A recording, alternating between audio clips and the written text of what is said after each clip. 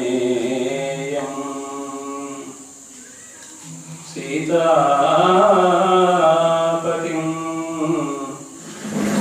రఘుకులాన్వయరత్నదీపం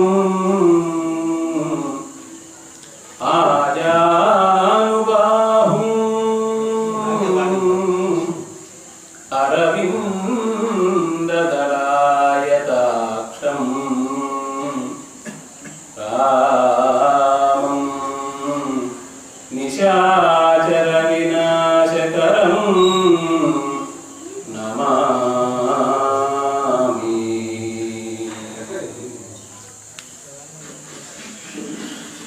ఆపదామపహర్తారం దాతారం సర్వసంపదాం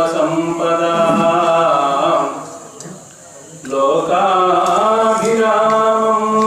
శ్రీరామం భూయో భూయో నమామ్యహం. చరితం రఘునాథస్య శతకోటి ప్రవిస్తరం ఏకైకమక్షరం పుంసాం మహాపాతకనాశనం.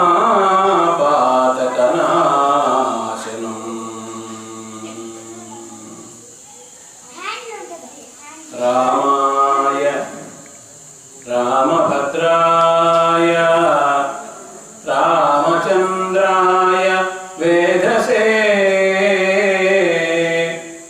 రఘునాథాయ నాథాయ సీతాయ పతయే నమః.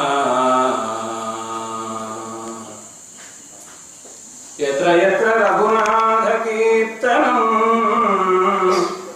తత్ర తత్ర కృతమస్తకాంజలిం బాష్పవారి పరిపూర్ణలోచనం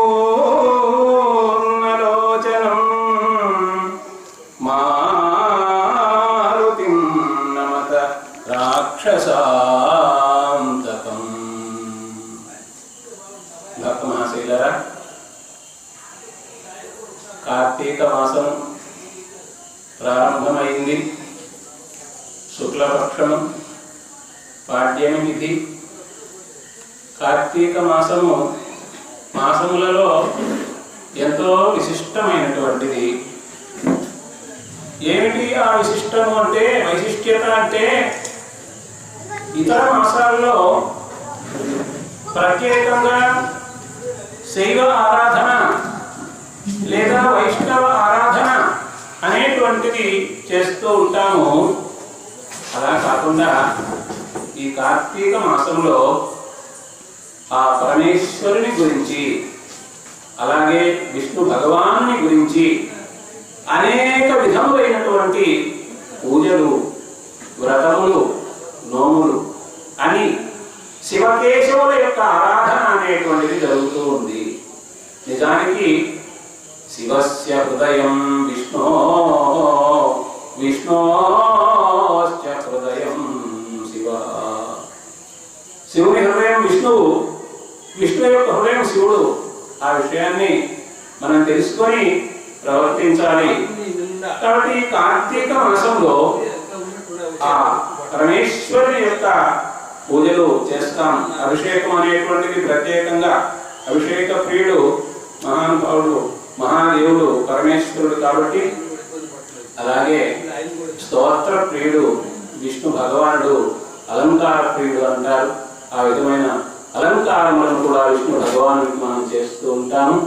ఈ విధంగా మరి కార్తీక మాసం అనేటువంటిది ఎంతో విశిష్టమైనటువంటిది. ఎన్నెన్నో విశేషాలన్నీ ఉన్నాయి. కార్తీక విశేషాలు, కార్తీక మాస విశేషాలు. అయితే ఈ సందర్భంగా మరి శ్రీ జెటి రామచంద్రారెడ్డి గారు గొప్ప భక్తిపరుడు.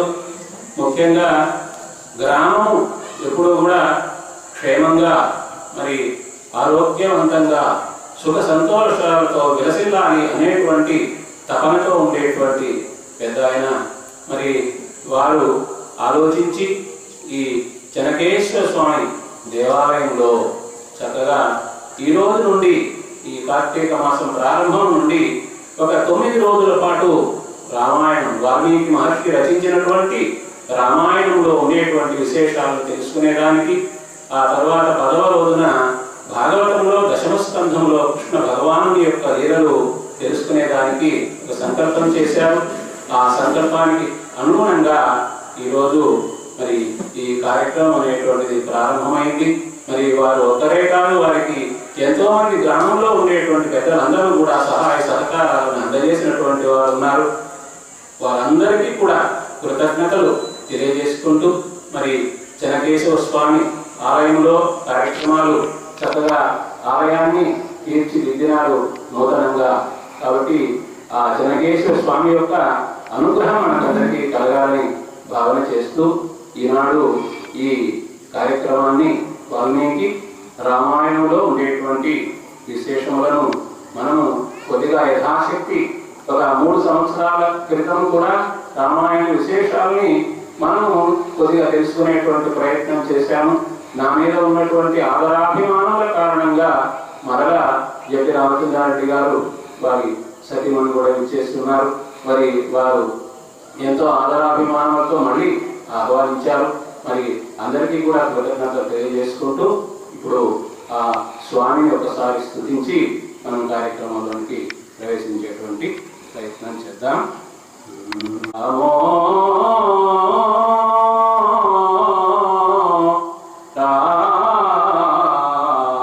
రాజమణి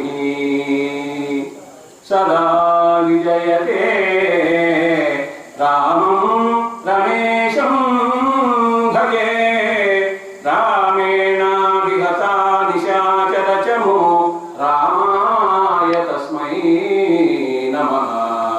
రామాన్నాస్తి పరాయణం పరతరం రామస్య దాసోస్మ్యహం.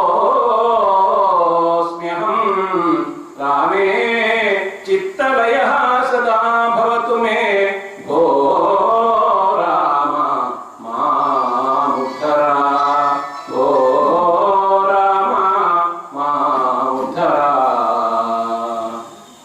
ఇందాక ప్రారంభ ఉపన్యాసంలో మన జట్టి రామచంద్రారెడ్డి గారు మాట్లాడుతూ మరి రామాయణం ఎంత గొప్పది అనేటువంటి విషయాన్ని కూడా చక్కగా చెప్పారు. రామనామాన్ని మనం ఏ విధంగా పలికినా కూడా, అంటే ఇష్టంతో పలికినా, తెలిసి పలికినా, తెలియక పలికినా, ఎలా పలికినా సరే ఆ రామనామము మనకు పుణ్యమును చేకూరుస్తుంది, పాపములను తొలగిస్తుంది అంటూ తెలియజెప్పారు. ఆ విషయంగా ఒక చిన్న మాట మీకు ముందు చెప్పి మరలా రామాయణంలో మనం ప్రవేశించే ప్రయత్నం చేద్దాం. ఏమంటే అడవిలో దారి దోపిడీ చేసేటువంటి వాళ్ళు మాట్లాడుకుంటూ ఉన్నారట. ఏమని మాట్లాడుకుంటూ ఉన్నారంటే, మనము ఈ అడవిలో ధైర్యంగా సంచరించాలి, అలాగే ఈ దారిన వెళ్ళేటువంటి వాళ్ళ దగ్గర ఉండేటువంటి నగలు ఇవన్నీ మనం లాగేసుకోవాలి, అట్లాగే ఈ ప్రయాణంలో ఈ ప్రయత్నంలో నదులను మనం దాటాలి, కష్టపడాలి అని చెబుతూ ఉంటే అప్పుడు ఏదో ఒక పిడుగు పడింది. ఆ పిడుగు పాటికి ఆ నలుగురు, ఆ దారి దోపిడీ వాళ్ళ నలుగురు కూడా మరణించారట.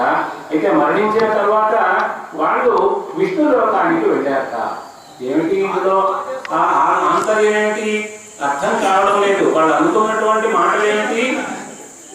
అడవిలో మనం తిరుగుదాము, దారి దోపిడీ చేసేటువంటి అంటే బాటసారుల దగ్గర నగలన్నీ మనం అపహరించుకుందాము, ఇక్కడ నదులు దాటవలసి వస్తే దాటదాము అని మాట్లాడుకుంటూ ఉన్నారు.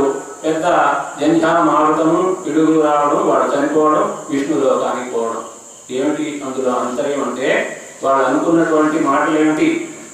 వనే చరామః. వనే అంటే వనం నందు, చరామః అంటే సంచరిస్తూ ఉందాము. ఈ సంచరిస్తూ ఉందాం అనే దగ్గర, చరామః అనే దగ్గర రామ అనే నామాన్ని పలికారు. వనే చరామః ఆహరామః. బంగారము మొదలైనటువంటి వస్తువులని దారిలో వెళ్ళేటువంటి వాళ్ళ దగ్గర నుంచి మనం లాగేసుకుంటాం. ఆహరామః, వసు అంటే బంగారము, ఆహరామః అంటే మనం లాగేసుకుంటాము. అక్కడ ఆహరామః, అక్కడ రామ అనే పదము ఉంది. వసుచ ఆహరామః నదీం స్తరామః. నదులు ఉంటే మనం వాటిని సులభంగా ధైర్యంగా దాటేద్దాం. తరామః, నదులను తరిద్దాం. తరామహలో రామ అనే పదము పలికారు. అలాగే నా భయం స్మరామః, భయం అనేటువంటిది మనకు దగ్గరగా కాకుండా ధైర్యంగా ఉంటాం. అక్కడ నా భయం స్మరామః, ఈ స్మరామహలో రామ పదం. ఈ విధంగా ఇతీరయంతోపి వనేచరాస్తే, ఆ వనచరులు ఈ విధంగా మాట్లాడుకుంటూ ఉన్నారు. అయినా కూడా ముక్తింగతా రామ పదానుషంగా, రామ అనేటువంటి నామాన్ని వాళ్ళు పలికినటువంటి కారణంగా ముక్తిని పొందినారు, మోక్షాన్ని పొందినారు, రామానుగ్రహాన్ని పొందినారు, కైవల్యాన్ని చేరుకున్నారు, పరమ పదాన్ని చేరుకున్నారు. కాబట్టి రామనామము అనేటువంటివి ఎలా పలికినా కూడా, అది తెలిసి పలికినా తెలియక పలికినా, ఇష్టంతో పలికినా ఇష్టం లేక పలికినా కూడా ఆ పుణ్యఫలం అనేటువంటిది లభిస్తుంది. ఆ పుణ్యఫలం కారణంగా మరి పాపములు తొలగిపోతాయి, ఆ భగవద్ అనుగ్రహం అనేటువంటిది లభిస్తుంది అని చక్కగా పెద్దలు చెబుతూ ఉంటారు. కాబట్టి ఆ రామచంద్ర స్వామి యొక్క నామము ఎటువంటిది అనేటువంటి విషయాన్ని ఎన్నో సందర్భాల్లో ఎంతో మంది తెలియజేశారు. కంచెర్ల గోపన్న అనేటువంటి మహాకవి, ఆయన రామదాసు అని కూడా పిలుస్తూ ఉంటారు. ఆ రామదాసు దాశరథి శతకము అనేటువంటి ఒక శతకాన్ని రాశారు. అక్కడ కూడా రామనామము యొక్క గొప్పతనాన్ని, ఈ రామ అంటే రామ, రా అనగానే నోటిలో నుండి మన దేహంలో ఉండేటువంటి దోషములు పాపములు అన్ని బయటకు వచ్చేస్తాయి. ఆ తరువాత మా అన్నప్పుడు ఈ పెదాలు రెండు కూడా దగ్గర అవుతాయి, కలుసుకుంటాయి. కలుసుకున్న కారణంగా వెలుపలికి వెళ్ళినటువంటి ఆ దోషములు పాపములు మళ్ళీ లోపలికి రాకుండా ఒక కవాటం లాగా అయిపోతుంది. అందువల్ల రామనామం చెబితే మనలో ఉన్న దోషాలన్నీ పాపాలన్నీ దూరంగా వెళ్ళిపోతాయి అని కంచెర్ల గోపన్న గారు దాశరథి శతకం అంటూ ఒక 100 పద్యాలు రచించారు శతకంలో. అందులో ఏమంటారంటే,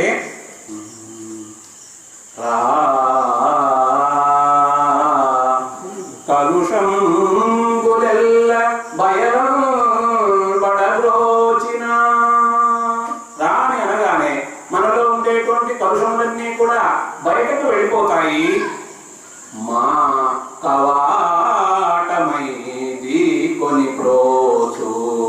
మా అన్నప్పుడు వేదాలు కలుసుకొని ఒక కవాటం లాగా వెలుపలికి వెళ్ళినటువంటి ఆ పాపం మళ్ళీ మన లోపలికి రాకుండా ఆ విధంగా ఒక కవాటం లాగా ఉండడం చేత మా కవాటమైది కొని ప్రోచు నిక్కము ఇది ధీరుతులెన్న తడీయ వర్ణము కై కొని భక్తి చే నుడువగానలుగాక విపత్తరం పరలుగా కొనునే జగజ్జనుల దాశరథి కరుణాపయోనిధి. ఈ విషయం తెలుసుకొని భక్తితో రామనామాన్ని జపించినట్లయితే వాళ్ళ యొక్క విపత్తులన్నీ ఆపదలన్నీ కూడా తొలగిపోతాయి కదా. అలా కాకుండా వాళ్ళు జపించకుండా ఉంటే అజ్ఞానం అని అనుకోవాలి. ఓ దాశరథి కరుణా పయోనిధి అంటే, పయోనిధి అంటే సముద్రము, సముద్రమంతటి దయగలిగినటువంటి వాడివయ్యా నీవు అని. మరి ఆ రామదాసు గారు రామనామం యొక్క గొప్పతనాన్ని అలా చెబుతూ, ఈ రామనామం కూడా మనం రామాయణంలో ప్రవేశించిన తరువాత వశిష్ఠ మహర్షి ఈ దశరథ మహారాజుకు కలిగినటువంటి 4 కుమారులలో పెద్ద కుమారునికి రామ అనేటువంటి నామం పెట్టినప్పుడు ఆ రామనామాన్ని గొప్పతనాన్ని కూడా అక్కడ చెబుతారు. 2 మంత్రములలో ఉండేటువంటి బీజాక్షరాలను తీసుకున్నారు. ఓం నమో నారాయణాయ అనేటువంటి మంత్రంలో ఉన్నటువంటి రా అనే అక్షరాన్ని తీసుకొని ఓం నమశివాయ అనే పంచాక్షరి, అది అష్టాక్షరి, అష్టాక్షరిలో ఉండేటువంటి రా అనే బీజాక్షరాన్ని, ఓం నమశివాయ అనేటువంటి దీంట్లో ఉన్నటువంటి మా అనేటువంటి బీజాక్షరాన్ని తీసుకొని రామ అనేటువంటి నామాన్ని వశిష్ఠ మహర్షి దశరథ కుమారులకు కలిగినటువంటి పెద్ద కుమారునికి నామంగా ఏర్పాటు చేశారు. అసలు ఆ రామ అనేటువంటి నామం యొక్క అర్థం చెప్తే, రామ అంటే మన సంస్కృత భాషలో ప్రతి పదానికి కూడా వ్యుత్పత్తి అర్థం అనేటువంటిది ఉంటుంది. రాము క్రీడాయాం అని, అంటే ఆనందింపచేయుట, సంతోషింపచేయుట. మరి రామ అనేటువంటి నామం చెప్పగానే అందరికీ కూడా ఆనందం కలుగుతుంది.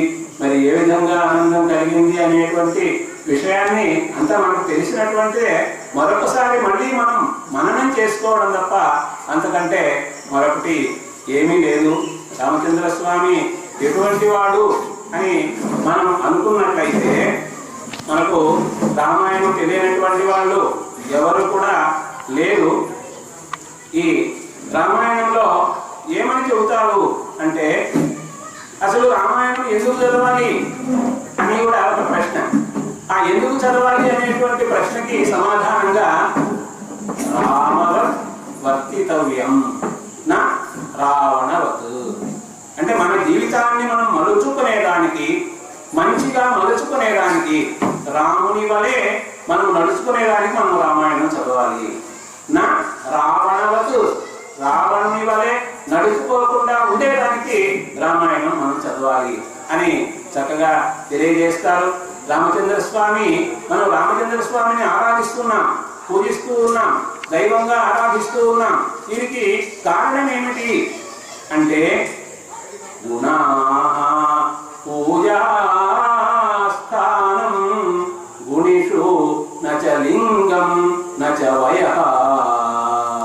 ఎవరినైనా మనం చూచి గౌరవించాలి అని అనుకున్నట్లయితే ఎలా గౌరవిస్తాము అంటే, వాళ్ళ యొక్క గుణములను చూచి గౌరవిస్తాము, వాళ్ళ యొక్క మంచితనాన్ని చూచి గౌరవిస్తాము, వాళ్ళలో ఉండే విశేషములను చూసి గౌరవిస్తాం. అంతేగాని ఆయన మగవాడు కాబట్టి మనం గౌరవిద్దాం, ఆమె స్త్రీ కాబట్టి గౌరవిద్దాం, వాడు చిన్న పిల్లవాడు కాబట్టి గౌరవిద్దాం, పెద్దవాడు కాబట్టి గౌరవిద్దాం అనేటువంటి ఆలోచన కాకుండా, గుణా పూజాస్థానం,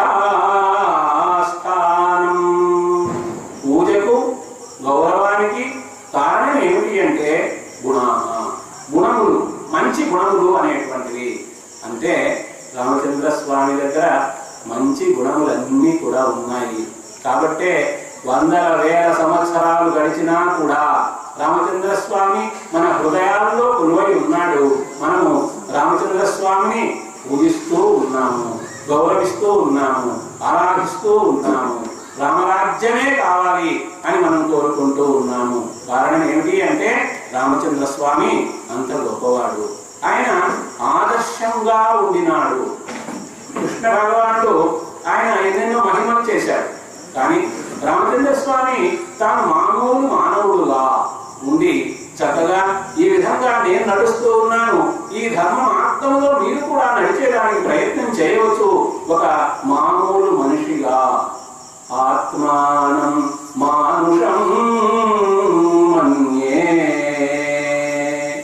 చివరిలో సీతమ్మ అగ్ని ప్రవేశం చేసిన సందర్భంలో అప్పుడు అగ్నిదేవుడు తీసుకొని వస్తాడు. సీతమ్మలో ఎటువంటి కళంకము అనేటువంటిది లేదు అని చెప్పిన తర్వాత, ఆ విషయం నాకు కూడా తెలుసు, లోకం కోసం ఇట్లా చేశానని రామచంద్ర స్వామి చెప్పినప్పుడు, ఆ సందర్భంలో బ్రహ్మదేవుడు వచ్చి రామచంద్ర స్వామిని, అయ్యా నీవు మహావిష్ణువు యొక్క అంశతో జన్మించిన వాడివి అని చెబుతూ ఉంటే, నేను అట్లా అనుకోవడం లేదు, ఆత్మానం మానుషం మన్యే,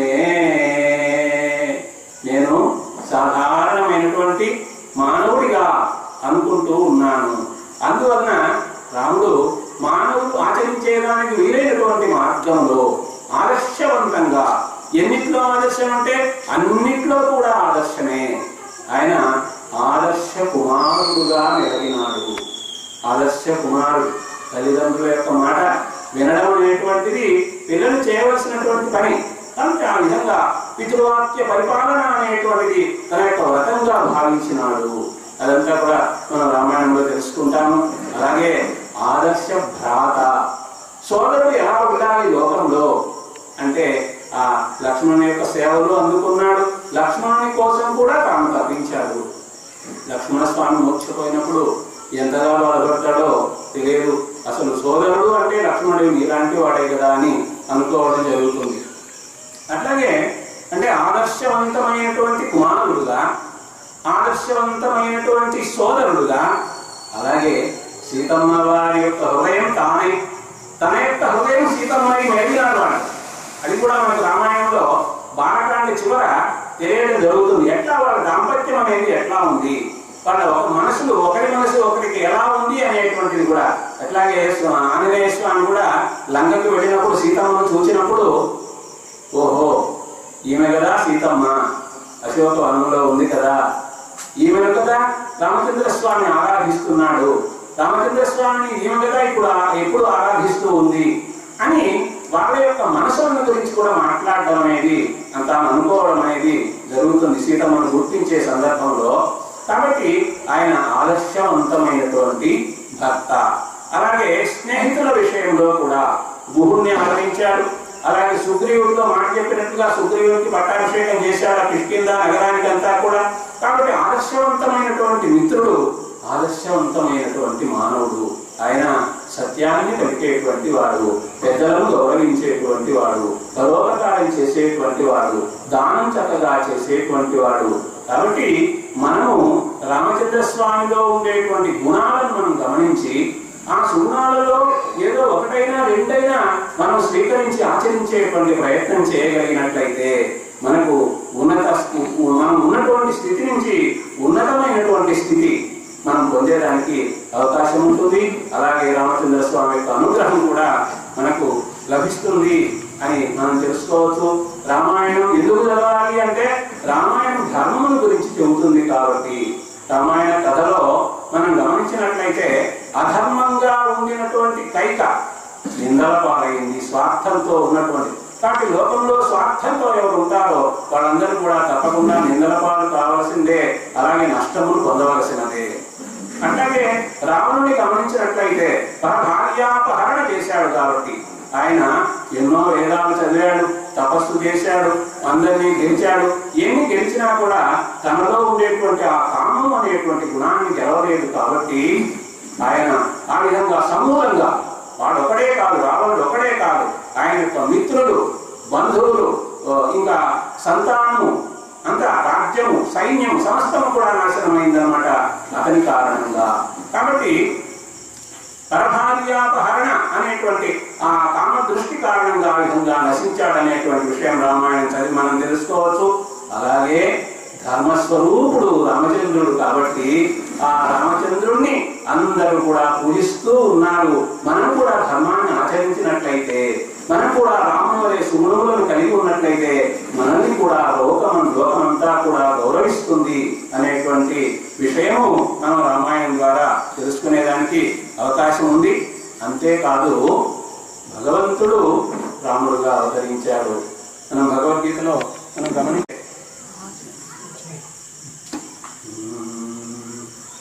పరిత్రాణాయ సాధూనాం వినాశాయ చ దుష్కృతాం ధర్మ సంస్థాపనార్థాయ సంభవామి యుగే యుగే. కృష్ణ పరమాత్మ తాను చెప్పాడు, ధర్మాన్ని స్థాపించేందుకోసంగా ప్రతి యుగములో కూడా, యుగాలు 4 ఉన్నాయి మరి, కృతయుగము, త్రేతాయుగము, ద్వాపరయుగము, కలియుగము, ఇట్లా ప్రతి యుగంలో కూడా ధర్మాన్ని స్థాపించేదానికి, సాధువులను రక్షించేదానికి, దుష్టులను శిక్షించేదానికి అవతరిస్తాడు అన్నట్లుగా ఈ రామచంద్ర స్వామి కూడా దుష్ట శిక్షణ చేసేదానికి, శిష్ట రక్షణ చేసేదానికి అవతరించినాడు. రావణుడు మొదలైనటువంటి దుష్టులను శిక్షించేందుకోసంగా, అలాగే సాధువులైనటువంటి వాళ్ళు మునులు, ఆశ్రమాల్లో ఉండేటువంటి మునులు ఉన్నారు, ఆ మునులందరినీ కూడా కాపాడేందుకోసంగా ఆయన అవతరించినాడు. యదా యదా హి ధర్మస్య గ్లానిర్భవతి భారత అభ్యుత్థానమధర్మస్య తదాత్మానం సృజామ్యహం. ఎప్పుడైతే ధర్మమునకు గ్లాని కష్టము అనేటువంటిది ఏర్పడుతుందో అప్పుడు ఆ ధర్మాన్ని మళ్ళీ ఉద్ధరించేందుకోసంగా నన్ను నేనే సృజించుకుంటాను అనేటువంటి విషయం కూడా మనకు భగవద్గీతలో చెప్పి ఉన్నారు. కాబట్టి ఆ విధంగా రాముడు అంటే విష్ణు భగవానుడే రామచంద్ర స్వామిగా అవతరించాడు. మరి ఇలాంటి ఈ రామాయణాన్ని ఆది కావ్యం ఇది అంటే ప్రపంచంలోనే సంస్కృత భాషలో మొట్టమొదటిగా రచింపబడినటువంటి కావ్యము రచించినటువంటి మహాకవి వాల్మీకి మహర్షి. వాల్మీకి మహర్షి ఎంత గొప్పవాడో! ఆయన రామనామాన్ని మరా మరా అంటూ ప్రారంభం చేసి అది మరా మరా మరా అంటూ ఉంటే రామ రామ రామ అనేటువంటిది మనకు ఏర్పడుతుంది. కాబట్టి ఆ విధంగా తపస్సు చేసి ఆయన తపస్సు చేస్తూ ఉంటే చుట్టూరా కూడా గుట్ట ఏర్పడిందట. వల్మీకము అంటారు. వల్మీకము నుండి ఆయన పుట్టినాడు కాబట్టి ఆ వాల్మీకి అనేటువంటి పేరు. అంతకుముందు ప్రాచేతసుడు, ప్రచేతసుని యొక్క కుమారుడు ప్రాచేతసుడు అనేటువంటి పేరుతో ఉండేటువంటి వాడు తర్వాత వాల్మీకి అయ్యాడు. ఆ వాల్మీకి ఎంత గొప్పవాడు, ఎంతటి మహనీయుడు! మనకు రామాయణం అంతా కూడా తాను మహాగ్రంథంగా రచించాడు. ఆయన వాల్మీకి మహర్షి రామాయణం జరుగుతూ ఉన్న కాలంలోనే ఉండినాడు. శ్రీరామచంద్రుడు కూడా వనవాసం చేసే సమయంలో ఆ వాల్మీకి మహర్షి ఆశ్రమానికి కూడా వెళ్ళినాడు. కాబట్టి ఆ తర్వాత కూడా మనకందరికీ తెలుసు వాల్మీకి ఆశ్రమంలోనే సీతమ్మ వారి ఆశ్రయం పొందింది. అలాగే లవుడు కుశుడు వాళ్ళిద్దరూ కూడా ఆయన రాసినటువంటి రామాయణాన్ని నేర్చుకున్నారు, చక్కగా గానం చేశారు. వాళ్ళు వెళ్ళి రామచంద్ర స్వామి ఆస్థానంలో కూడా చక్కగా గానం చేశారు. ఈ విషయాలన్నీ మనకు తెలుసు. కాబట్టి వాల్మీకి మహర్షి తాను రాముని యొక్క కాలంలోనే ఉండి ఈ కావ్యాన్ని రచించినాడు అనేటువంటి విషయం మనకు తెలుసు. అలాంటి వాల్మీకి మహర్షిని తప్పకుండా మనం అంటే ప్రపంచమంతా కూడా రుణపడి ఉంది వాల్మీకి మహర్షికి. మనం వారిని కూడా తప్పకుండా స్మరించుకోవాలి. కాబట్టి పూజంతం రామ రామేతి మధురం మధురాక్షరం ఆరుహ్య కవితాశాఖా వందే వాల్మీకి కోకిలం వందే వాల్మీకి కోకిలం. ఈ వాల్మీకి అనేటువంటి ఆయన యొక్క కోకిలగా మనం ఊహించుకుంటే ఆయన కోకిల అన్న తర్వాత కోకిల ఎక్కడ ఉంటుంది? ఒక కొమ్మ మీద ఉంటుంది. ఏ కొమ్మ అంటే కవిత్వము అనేటువంటి కొమ్మ మీద కూర్చొని ఉన్నాడు వాల్మీకి అనేటువంటి ఆ కోకిల. మరి కోకిల మధురంగా పలుకుతుంది కదా. ఏమిటి ఇక్కడ మధురంగా పలుకుతుంది అంటే రామ రామ రామ అంటూ మధురంగా పలుకుతూ ఉంది. ఆ మాటే చెప్తున్నారు. పూజంతం రామ రామేతి రామ రామ అంటూ పలుకుతూ ఎటువంటివి? మధురం మధురాక్షరం మధురమైనటువంటి అక్షరాలు. రామ నామం అనేటువంటిది ఎంత మధురమో ఆ రామనామం అంటూ ఉంటేనే ఒళ్ళు పులకరిస్తుంది. కాబట్టి మనకు కీర్తనలు పాటల్లో కూడా ఓ రామాని నామే రుచిరా, ఓ రామాని నామెంత రుచిరా అంటూ చక్కగా గానం చేస్తూ ఉంటారు భజనలు అన్నింటిలో కూడా. కాబట్టి మధురమైనటువంటి ఆ రామ అనేటువంటి నామాన్ని చక్కగా కవిత్వము అనేటువంటి శాఖ కొమ్మ మీద కూర్చొని ఆయన గానం చేశాడు అని ఆయన్ని చక్కగా మరి ప్రార్థన చేయడం అనేది జరుగుతుంది. ఆ విధంగా రామాయణాన్ని రచించినటువంటి వాల్మీకి మహర్షిని గురించి ఇప్పుడు మనం అనుకున్నాము. ఇంకొకటి ఏంటంటే రామనామాన్ని జపించినట్లయితే ఫలితం మనం ఇందాకే అనుకున్నాము. రాముడు ఇంకా ఎటువంటి వాడు అంటే మనకు ఏదైనా ఆపదలు కలిగితే ఆ ఆపదలను తొలగించేటువంటి వాడు. రామాయణంలో మనకు ఎన్నో సందర్భాల్లో ఎంతో మందికి కలిగినటువంటి ఆపదలన్నీ కూడా తొలగించాడు. ప్రధానంగా సుగ్రీవునికి ఆపద వచ్చింది, సుగ్రీవునికి రాజ్యం పోయింది, సుగ్రీవునికి భార్య దూరం అయింది. ఆ సుగ్రీవునితో స్నేహం చేసిన తర్వాత సుగ్రీవునికి మళ్ళీ రాజ్యాన్ని వచ్చేటట్టుగా చేశాడు, ఆయన భార్య మళ్ళీ ఆయన దగ్గరికి చేరుకునేటట్టుగా చేశాడు. కాబట్టి ఆపదను తొలగించేటువంటి వాడు రామచంద్ర స్వామి. అలాగే సంపదలను అనుగ్రహించేటువంటి వాడు.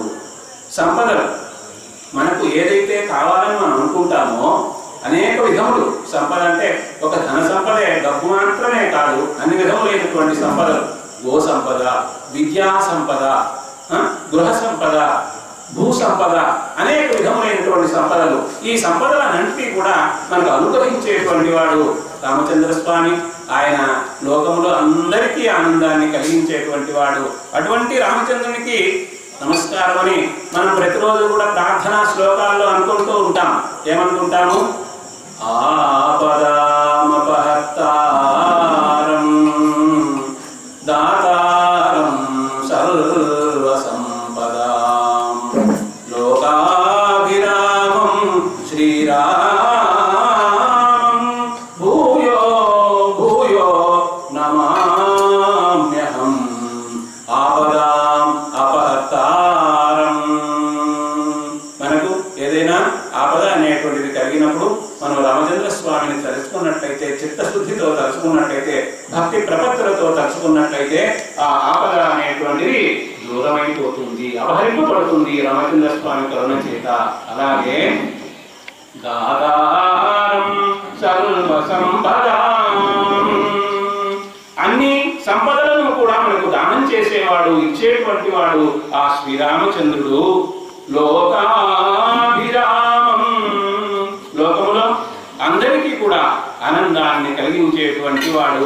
ఎంత గొప్పవాడు రాముడు అంటే, దశరథ మహారాజు సభ తీర్చి, నేను పెద్దవాడిని అయిపోయాను, నలుగురు కొడుకులు ఉన్నారు, పెద్ద కుమారుడు రాముడు యువరాజు చేయాలనుకుంటూ ఉంటే ప్రజలందరూ పొంగిపోయారు. అది మన ఘట్టం కూడా మనకు వస్తుంది, మనం చెప్పుకుంటాము. అట్లా అంటే తాను రాజు కాకముందే, యువరాజు కాకముందే ప్రజలందరి యొక్క కష్ట సుఖములను తెలుసుకుంటూ, ప్రజలు కష్టపడితే అది తన కష్టంగా భావించి తీర్చే ప్రయత్నం చేసేవాడు, ప్రజలు సంతోషపడితే తన సంతోషంగా ఆయన భావించేటువంటి వాడు. కాబట్టి అందువలన ఆయన్ని కోరుకున్నారు అందరూ కూడా. అయ్యా దశరథ మహారాజా, చాలా పెద్దవాడు అయిపోయావు, రాముని యువరాజు చేయవే అని అందరూ సలహా చెప్పారనమాట. కాబట్టి ఆ రాముడు లోకాభిరామం, లోకములో అందరికీ కూడా ఆనందాన్ని కలిగించేటువంటి వాడు. అటువంటి శ్రీరామునికి భూయః భూయః నమామ్యహం, మళ్ళీ మళ్ళీ నేను నమస్కారం చేస్తాను అని మనం ప్రార్థన చేస్తూ ఉంటాము.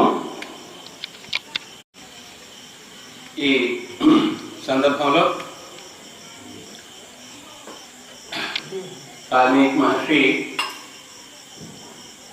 రామాయణాన్ని రచించాడనే విషయం మనకు తెలుసు. ఆయన 24,000 శ్లోకములలో రచించారు. 24,000 శ్లోకములు. అందులో 7 కాండలు. మొట్టమొదట బాలకాండ, అయోధ్యకాండ, అరణ్యకాండ, కిష్కింధకాండ, సుందరకాండ, యుద్ధకాండ, ఉత్తరకాండ.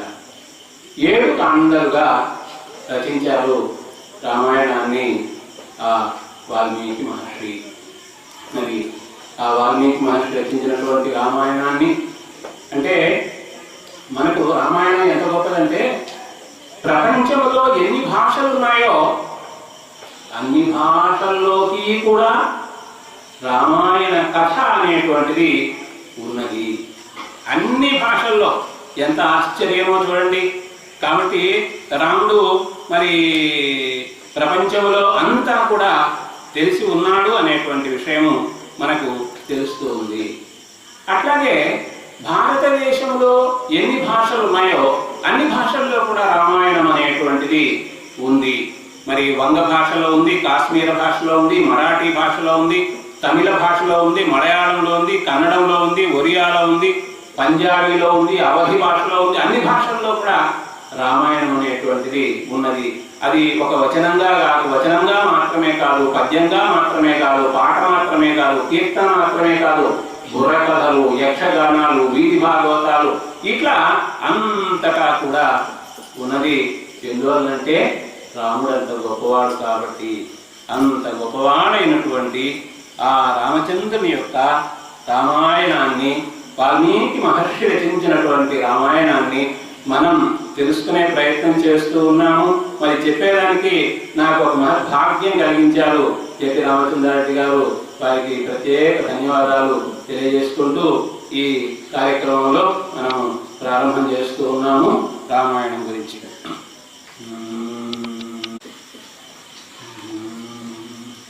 చరితం రఘునాథస్య శతకోటి ప్రవిస్తరం ఏకైకమక్షరం ప్రోక్తం మహాపాతకనాశనం. చరితం రఘునాథస్య, రఘునాథుడు అంటే రఘువంశంలో జన్మించినటువంటి వాడు. అందువల్లనే రాముని మనం రఘురాముడు అంటూ ఉంటాము. ఆ రాముని యొక్క పూర్వ రాజుల యొక్క చరిత్ర, వాళ్ళ యొక్క పేర్లు అన్నీ కూడా మనం రామాయణాన్ని 9 రోజులు చదువుకుంటాం కాబట్టి అన్నీ కూడా ప్రస్తావనకు వస్తాయి. కాబట్టి రాముని యొక్క పూర్వీకుల్లో రామచంద్ర స్వామి యొక్క తండ్రి దశరథ మహారాజు, ఆ దశరథ మహారాజు ఇంకా పూర్వీకుల్లో రఘు మహారాజు అనేటువంటి ఆయన చాలా గొప్పవాడు. అందువలన ఆయనతో సమానంగా, ఆయన కన్నా మిన్నగా రాజ్య పరిపాలన చేశాడు కాబట్టి, ధర్మాన్ని అనుసరించాడు కాబట్టి రాముణ్ణి రఘురాముడు అంటూ ఉంటారు, రఘువంశంలో జన్మించినందువలన. కాబట్టి ఆ రఘురాముని యొక్క చరిత్ర, చరితం రఘునాథస్య శతకోటి ప్రవిస్తరం. ఆయన యొక్క ఆ రామాయణము ఎన్ని శ్లోకాలలో చెప్పబడిందో మనం లెక్క పెట్టలేము. అంటే ఒక వాల్మీకి మహర్షి కాకుండా అనేక మంది రచించారు కాబట్టి అవన్నీ లెక్క వేసుకుంటే శతకోటి ప్రవిస్తరం, 100 కోట్ల వర్ణనలతో కూడింది అని చెప్పుకోవచ్చు. అటువంటి దాంట్లో ఏకైకమక్షరం ప్రోక్తం, మనం ఒక్క అక్షరం నేర్చుకున్నా, ఒక్క పదం తెలుసుకున్నా, ఒక్క శ్లోకం తెలుసుకున్నా, దాని ద్వారా రామనామాన్ని మనం జపించినట్లయితే మహాపాతక నాశనం, మనం చేసినటువంటి దోషములు తొలగిపోతాయి. అంటే తెలియక చేసినటువంటి దోషములు తొలగిపోతాయి, తెలిసినవి కూడా తొలగిపోతాయి. ఇక మీద మళ్ళీ మనం దోషములు చేయకుండా చిత్తశుద్ధితో మనం రాముణ్ణి ఆరాధించినట్లయితే ఆ విధంగా జరుగుతుంది. ఇప్పుడు మనం రామాయణము, వాల్మీకి మహర్షి రచించినటువంటి రామాయణము మనం ప్రారంభం చేసుకుంటూ ఉన్నాం. రామాయణాన్ని ఎంతో మంది రాశారు. వాల్మీకి మహర్షి సంస్కృత భాషలో రాస్తే ఎంతో మంది, ఇందాక మనం అనుకున్నాం అనేక భాషల్లో రాశారు. తెలుగులో కూడా ఎంతో మంది రాశారు. తెలుగులో అధ్యాత్మ రామాయణము అని తత్వ ప్రధానంగా రాసున్నారు. అలాగే కాళిదాస మహాకవి రాముని యొక్క చరిత్ర అంతా రఘువంశం అనే పేరుతో రాశారు. అలాగే భోజుడు అనేటువంటి మహారాజు ఆ రామాయణం, చెంపు రామాయణం అని పద్య గద్యములలో రాశారు. అలాగే భట్టి అనేటువంటి మహాకవి రావణ వధ అనేటువంటి కావ్యం రాశారు. అలాగే భాసుడు అనేటువంటి మహాకవి ప్రతిమా నాటకంలో రామకథను రాశారు. భవభూతి అనేటువంటి మహాకవి ఉత్తర రామ చరిత్ర అనేటువంటి గ్రంథాన్ని రాశారు, రామకథని. అలాగే ధనంజయుడు అనేటువంటి ఆయన రాఘవ పాండవీయము అనేటువంటి పేరుతో మరి రామకథను రాశారు.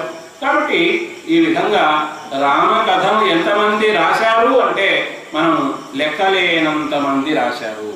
సంస్కృత భాషలో, ఇతర భాషల్లో ఎంతో మంది రాశారు కదా. తెలుగులో ఎవరు రాశారో ఒకసారి మనం గమనిద్దాము. తెలుగులో గోన బుద్ధారెడ్డి అనే ఆయన రంగనాథ రామాయణం రాశారు. తాళవాక అన్నమాచార్యులు గారు ద్విపద రామాయణం రాశారు. అలాగే వరదరాజు అనే ఆయన వరదరాజు రామాయణం రాశారు. ఏకోజీ అనే ఆయన ఏకోజీ రామాయణం రాశారు. తిక్కన మహాకవి నిర్వచనోత్తర రామాయణం రాశారు. అలాగే భాస్కర రామాయణం, పులక్కి భాస్కరుడు అనే ఆయన రాశారు. మనకు తెలుసు కవయిత్రి మొల్ల, ఆ మొల్ల రాసింది రామాయణం, మొల్ల రామాయణము అనేటువంటి పేరుతో. అయ్యరాజు రామభద్రుడు రాశాడు రామాభ్యుదయము అనేటువంటిది. తంజావూరును పరిపాలించినటువంటి రఘునాథ రాయలు కూడా రాశాడు రామాయణము, రఘునాథ రామాయణము అది. అలాగే కూచిమంచి తిమ్మకవి అచ్చతెలుగు రామాయణం రచించారు. గోపీనాథం వెంకటకవి గారు గోపీనాథ రామాయణం రాశారు. కంకంటి పాపరాజు గారు ఉత్తర రామాయణం రాశారు. అలాగే కాణాదం పెద్దన అధ్యాత్మ రామాయణం రాశారు. ఇట్లాగా ఆంధ్ర వాల్మీకి అని పేరు పొందినటువంటి వాసుదాసు, వావిలపల్లి సుబ్బారావు అంటారు, ఆయన ఆంధ్ర వాల్మీకి అని బిరుదం. ఎందుకంటే వాల్మీకి మహర్షి ఎలా రాశారో దానికి తెలుగులో పద్యాలుగా అనువాదం రాశారు కాబట్టి ఆయన ఆంధ్ర వాల్మీకి అనేటువంటి బిరుదం కూడా వచ్చింది. అటువంటి మహానుభావులు ఎంతో మంది. విశ్వనాథ సత్యనారాయణ గారు, ఆయన జ్ఞానపీఠం అవార్డును పొందారు. ఆయన రామాయణ కల్పవృక్షం అనేటువంటి పేరుతో ఒక గొప్ప గ్రంథాన్ని, ఒక కల్పవృక్షం లాంటి గ్రంథాన్ని రచించారు. ఇట్లా ఎంతో మంది రాశారు రామాయణాన్ని. అటువంటి అందరికీ కూడా ప్రేరణ కలిగించి అందరికీ కావ్య కథా వస్తువుగా ఉండినటువంటి రామాయణము ఇప్పుడు మనం ప్రారంభం చేస్తూ ఉన్నాము. దయచేసి జాగ్రత్తగా శ్రద్ధగా భక్తి ప్రపత్తులతో, ఆ రామచంద్ర స్వామి మీద భక్తి ప్రపత్తులతో మనం రామాయణాన్ని తెలుసుకునేటువంటి ప్రయత్నం చేద్దాం. అందరికీ తెలిసినటువంటి కథ అయినా కూడా వాల్మీకి మహర్షి సంస్కృత భాషలో రచించారు. ఆ సంస్కృత భాషలో ఉన్నటువంటి శ్లోకాలని మనం ఒక్కసారి వింటూ ఆ కథను మననం చేసుకుంటూ ముందుకు వెళ్ళేటువంటి ప్రయత్నం చేద్దాం. మొట్టమొదట ఇందాక మనం అనుకున్నాం, రామాయణము 24,000 శ్లోకములతో కూడినటువంటిది. ఇందులో 7 కాండలు ఉన్నాయి. మొట్టమొదటిది బాలకాండ. అంటే రామచంద్ర స్వామి బాల్యం అంతా కూడా అందులో ఉంది. రామచంద్ర స్వామి జననం మొదలుకొని అట్లాగే రామచంద్ర స్వామి యొక్క కళ్యాణం వరకు ఉండేటువంటి కాండ బాలకాండ. ఈ బాలకాండలో ఎన్నో సర్గలు ఉన్నాయి. ఆ సర్గల్లో మొదటి సర్గలో చక్కగా మొత్తం రామాయణాన్ని సంక్షిప్తంగా సంగ్రహంగా ఇవ్వడం జరిగింది. అందులో మనము ఇప్పుడు ఆ మొదటి సర్గలో ఉండేటువంటి అంశాలని మనం చూసేటువంటి ప్రయత్నం చేద్దాము. రామాయణం, వాల్మీకి మహర్షి రామాయణం, సంస్కృత భాషలో ఉన్నటువంటి రామాయణం. మొట్టమొదటి శ్లోకం చూద్దాం. ముఖ్యంగా రామాయణం ఎంత గొప్పదంటే మనకు ఎన్నో మంత్రముల గురించి మనం అనుకుంటూ ఉంటాం. అంటే క్రింద మనం అనుకున్నాము ఓం నమ శివాయ పంచాక్షరీ మంత్రం, ఓం నమో నారాయణాయ అష్టాక్షరీ మంత్రం అని అనుకున్నాం. అట్లాగే గాయత్రీ మంత్రము అని ఒకటి ఉన్నది. ఓం భూర్భువస్వః తత్సవితుర్వరేణ్యం భర్గో దేవస్య ధీమహి ధియో యో నః ప్రచోదయాత్. ఇది గాయత్రీ మంత్రం. ఈ గాయత్రీ మంత్రము అన్ని మంత్రములలో కూడా చాలా గొప్పది. నా గాయత్ర్యా పరం మంత్రం, గాయత్రీ మంత్రం కంటే గొప్ప మంత్రం మరొకటి లేదు అని గాయత్రీ మంత్రం గురించి చెబుతూ ఉంటారు. ఆ గాయత్రీ మంత్రంలో 24 అక్షరాలు ఉన్నాయి. ఆ 24 మంత్రాక్షరాలని, బీజాక్షరాలని వాల్మీకి మహర్షి ఏం చేశారంటే తాను 24,000 శ్లోకాలు రాస్తూ ఒక్కొక్క 1000 శ్లోకాల్లో ఒక్కొక్క అక్షరాన్ని ప్రత్యేకంగా నిక్షిప్తం చేసి గాయత్రి మంత్రాక్షర ప్రభూతంగా రామాయణాన్ని రచించారు. కాబట్టి రామాయణం అంత గొప్పది. మరి రామాయణంలో కూడా మనకు సుందరకాండ అయితే మనం ఏదైనా ఒక వస్తువును పోగొట్టుకుంటే మళ్ళీ ఆ వస్తువు తిరిగి పొందాలి అని మనం అనుకునేట్లయితే ఆ కోరిక నెరవేరే దానికోసంగా సుందరకాండ చదవండి అని పూర్వకాలంలో చెప్పేటువంటి వారు. ఎందుకంటే రామచంద్ర స్వామి తాను పోగొట్టుకున్నటువంటి సీతాదేవిని మళ్ళీ తెలుసుకున్నాడు ఎక్కడ ఉంది ఏమిటని సుందరకాండలో. కాబట్టి అట్లాగే కుటుంబంలో కలహములు అనేటువంటివి ఉన్నట్లయితే కలహాలు తొలగిపోవాలి అంటే అయోధ్యాకాండ చదివినట్లయితే, అయోధ్య అంటే అక్కడ యుద్ధం అనేటువంటిది లేకుండా ఉంటుంది కాబట్టి, తగాదాలు లేకుండా ఉంటాయి కాబట్టి అందుకోసం అని అయోధ్యాకాండ చదవమంటారు. అలాగే వర్షములు కురవకుండా ఉన్నట్లయితే కరువు కాటకులు ఏర్పడినప్పుడు మహాభారతంలో విరాట పర్వం చదవమంటారు. విరాట పర్వంలో పాండవులు అజ్ఞాతవాసం చేశారు. వాళ్ళు ఎక్కడ ఉంటే అక్కడ సుభిక్షంగా ఉండేది ప్రదేశం. ఈ విధంగా మనకు రామాయణ విషయంగా చెప్పి ఉన్నారు. ఇప్పుడు మనం రామాయణంలో బాలకాండలో మొదటి సర్గలో వాల్మీకి మహర్షి ఏ విధంగా ప్రారంభం చేశారో చూద్దాం. మనం అన్నాం కదా, 1000 అక్షరాలకి 1000 శ్లోకాలకి ఒక గాయత్రి మంత్ర అక్షరం.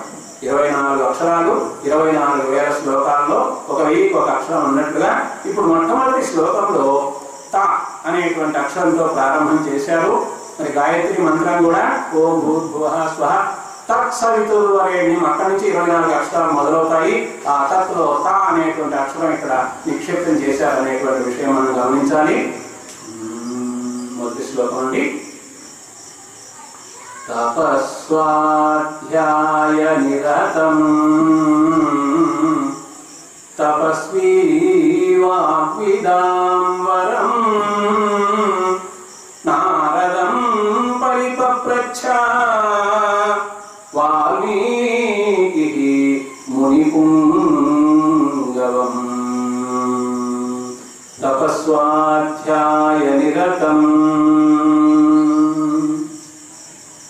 వాల్మీకి మహర్షి తాను ఆశ్రమంలో ఉండినటువంటి వాడై ఆయన మనసులో అనుకున్నాడు, నేను ఏదైనా ఒక గొప్ప గ్రంథం రాస్తే బాగుంటుంది, ఒక గొప్ప కావ్యం రాస్తే బాగుంటుంది అని అనుకున్నాడు.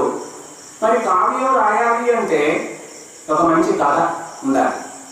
ఆ మంచి కథలో కథానాయకుడు ఉండాలి.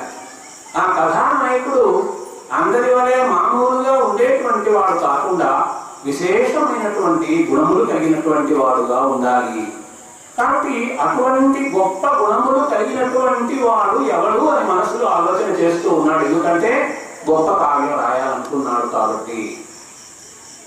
ఆ గుణాలు ఏమిటి ఆయన మనసులో అనుకున్నాడు?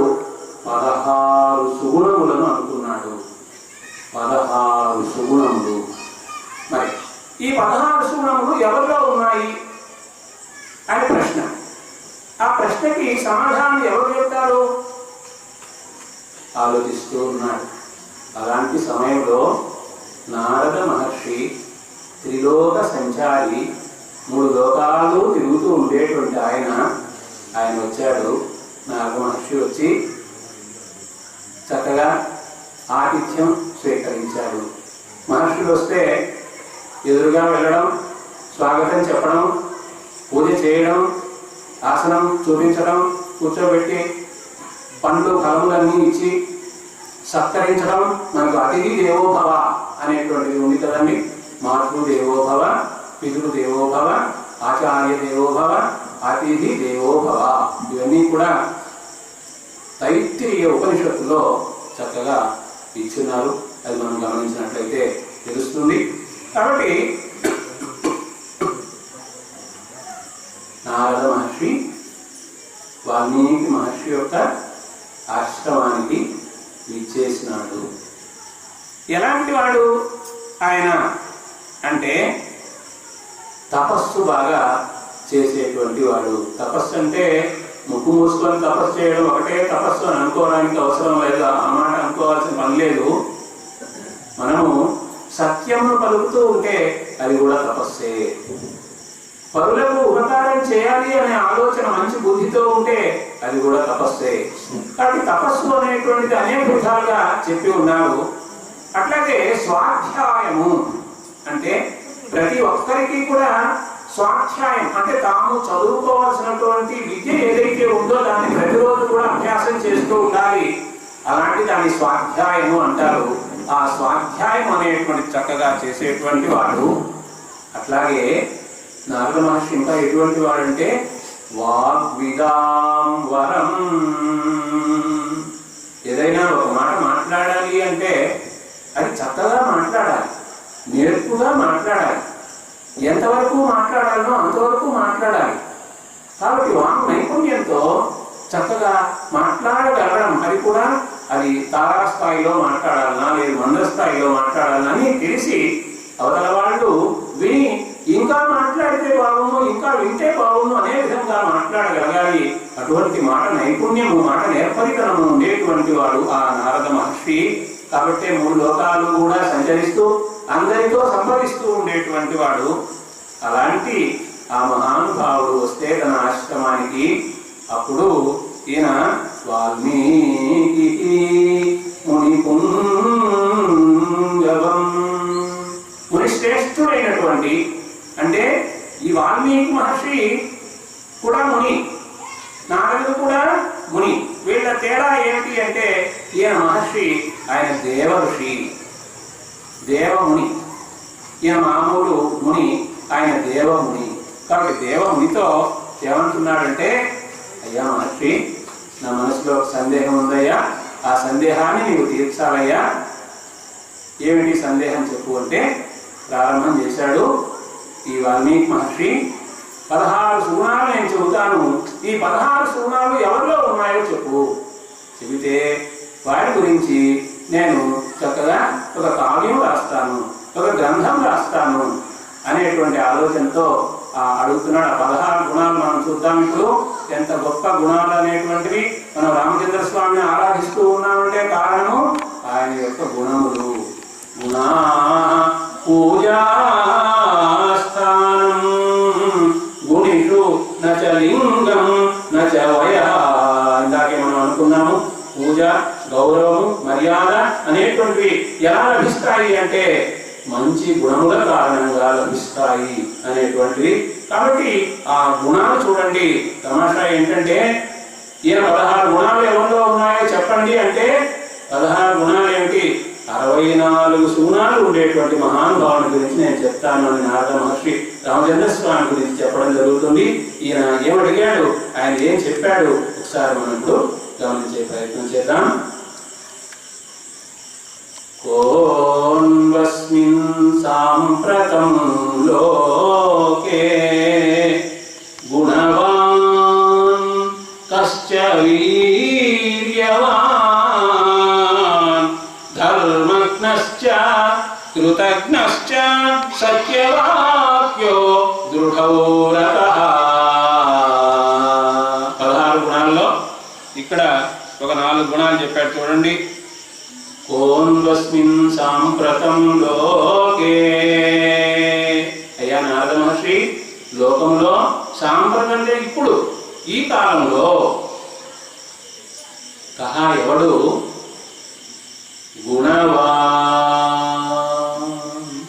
గుణవంతుడు.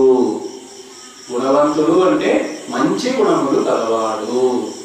మంచి గుణములు అంటే మనకు తెలుసు కదా, ఏమిటి, పెద్దలను గౌరవించడము, పరోపకారం చేయడము, దాన ధర్మం నిర్వర్తించడము, మనవలే ఎదుటి వాళ్ళు కూడా సంతోషంగా ఉండాలి అని కోరుకోవడము, లోకా సమస్తాః సుఖినో భవంతు.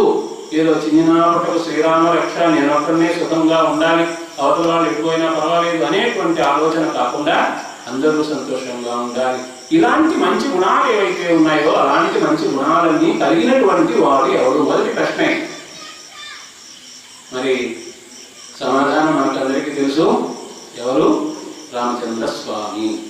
ఆయనలో అన్ని సుగుణాలే తప్ప అవగుణం అనేటువంటిది వ్యక్తినా కూడా మనకు కనిపించదు. ఎందుకంటే గుణాలు కూడా అనుకున్నాయట. ఏమని? ఎవరైతే గొప్పవాళ్ళు ఉన్నారో, మంచివాళ్ళు ఉన్నారో వాళ్ళ దగ్గర మనం అందరం వెళ్ళి ఉందాము అని. ప్రహ్లాదుని దగ్గర కూడా గుణములన్నీ చేరిపోయాయి, సుగుణాలన్నీ కూడా. ఆయన్ని వదిలిపెట్టి వెళ్ళలే. గౌతమ గారు కూడా చక్కగా ఆ మాట ప్రహ్లాద చరిత్రలో చెప్తారు.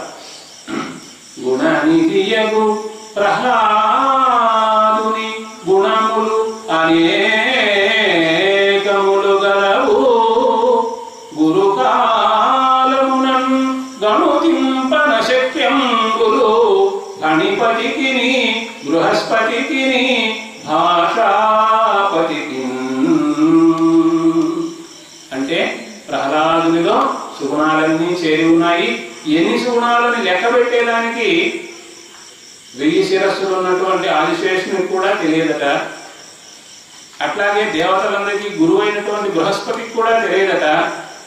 అట్లాగే వాక్కుకి అధిపతి అయినటువంటి సరస్వతీదేవికి బ్రహ్మదేవుని కూడా తెలియదట.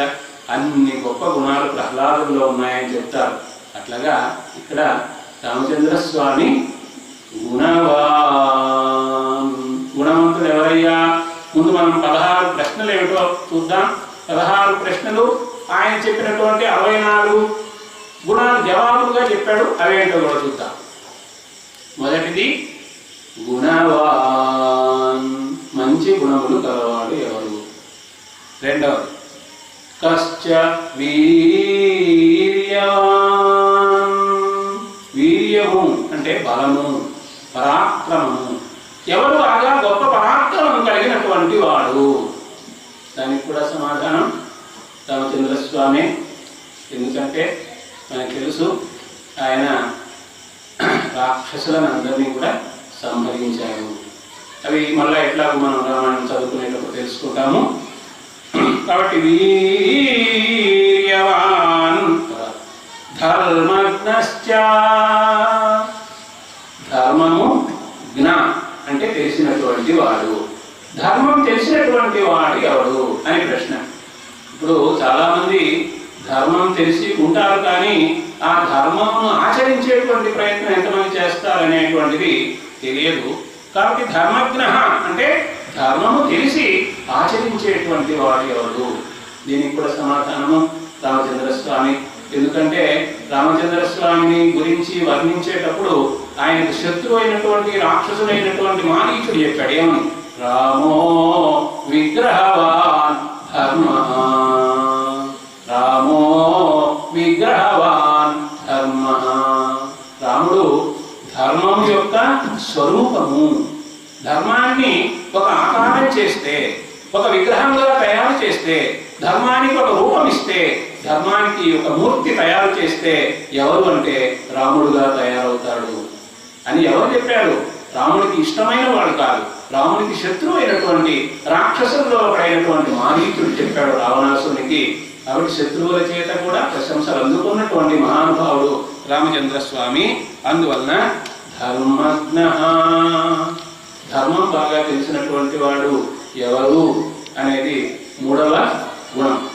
తర్వాత కృతజ్ఞుడు అంటే ఎవరైనా మనకు ఒక ఉపకారం చేసినట్లయితే ఆ ఉపకారాన్ని ఎన్నటికీ మరచిపోకుండా ఎప్పటికీ గుర్తుపెట్టుకొని, ఒక గురువు గారు చెప్పారు ఏం చేయాలి, ఏం మర్చిపోవాలి, ఏం గుర్తుపెట్టుకోవాలి అంటే, ఇతరులు నీకు చేసిన ఉపకారం గుర్తుపెట్టుకో, ఇతరులు నీకు చేసిన అపకారం ఏదైనా ఉంటే మరిచిపో అని చెప్పారు. కానీ ప్రస్తుతం లోకంలో ఇతరులు చేసిన ఉపకారాన్ని మర్చిపోతున్నారు, ఇతరులు ఏదైనా బాధపెట్టి దాన్ని గుర్తుపెట్టుకుంటూ ఉన్నారు. అది అలా కాదు. కాబట్టి ఇక్కడ కృతజ్ఞ, చేసిన మేలును గుర్తు పెట్టుకొని ఉండేవాడు. మరణించేంత వరకు కూడా మనం ఈ ఉపకారం పొందినాం కదా అని మరి ఎవరు ఆ విధంగా గుర్తు పెట్టుకున్నారు అంటే రామచంద్రస్వామి. రామచంద్రస్వామి తాను ఉపకారం పొందాడు, సుగ్రీవుని వలన ఉపకారం పొందాడు. ఎప్పుడైనా సుగ్రీవుని మర్చిపోయాడా? సుగ్రీవుడు చేసిన ఉపకారాన్ని మర్చిపోయాడా? లేదు, ఎప్పుడూ కూడా మర్చిపోలేదు.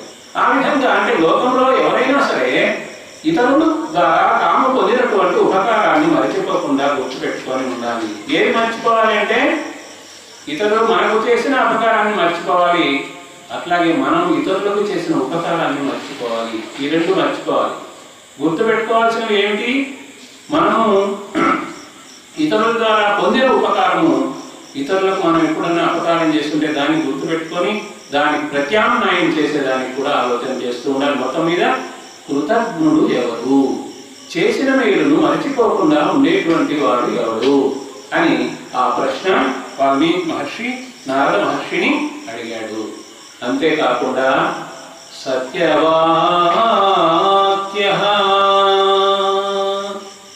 ఎప్పుడూ కూడా సత్యమునే మాట్లాడేటువంటి వాడు ఎవడు. ఈ గుణాలన్నీ తన కావ్యంలో కథానాయకుని ఉండాలి అని వాల్మీకి మహర్షి యొక్క ఆలోచన అన్నమాట. కాబట్టి సత్యవాక్య, సత్యమునే మాట్లాడేటువంటి వారు ఎవరు.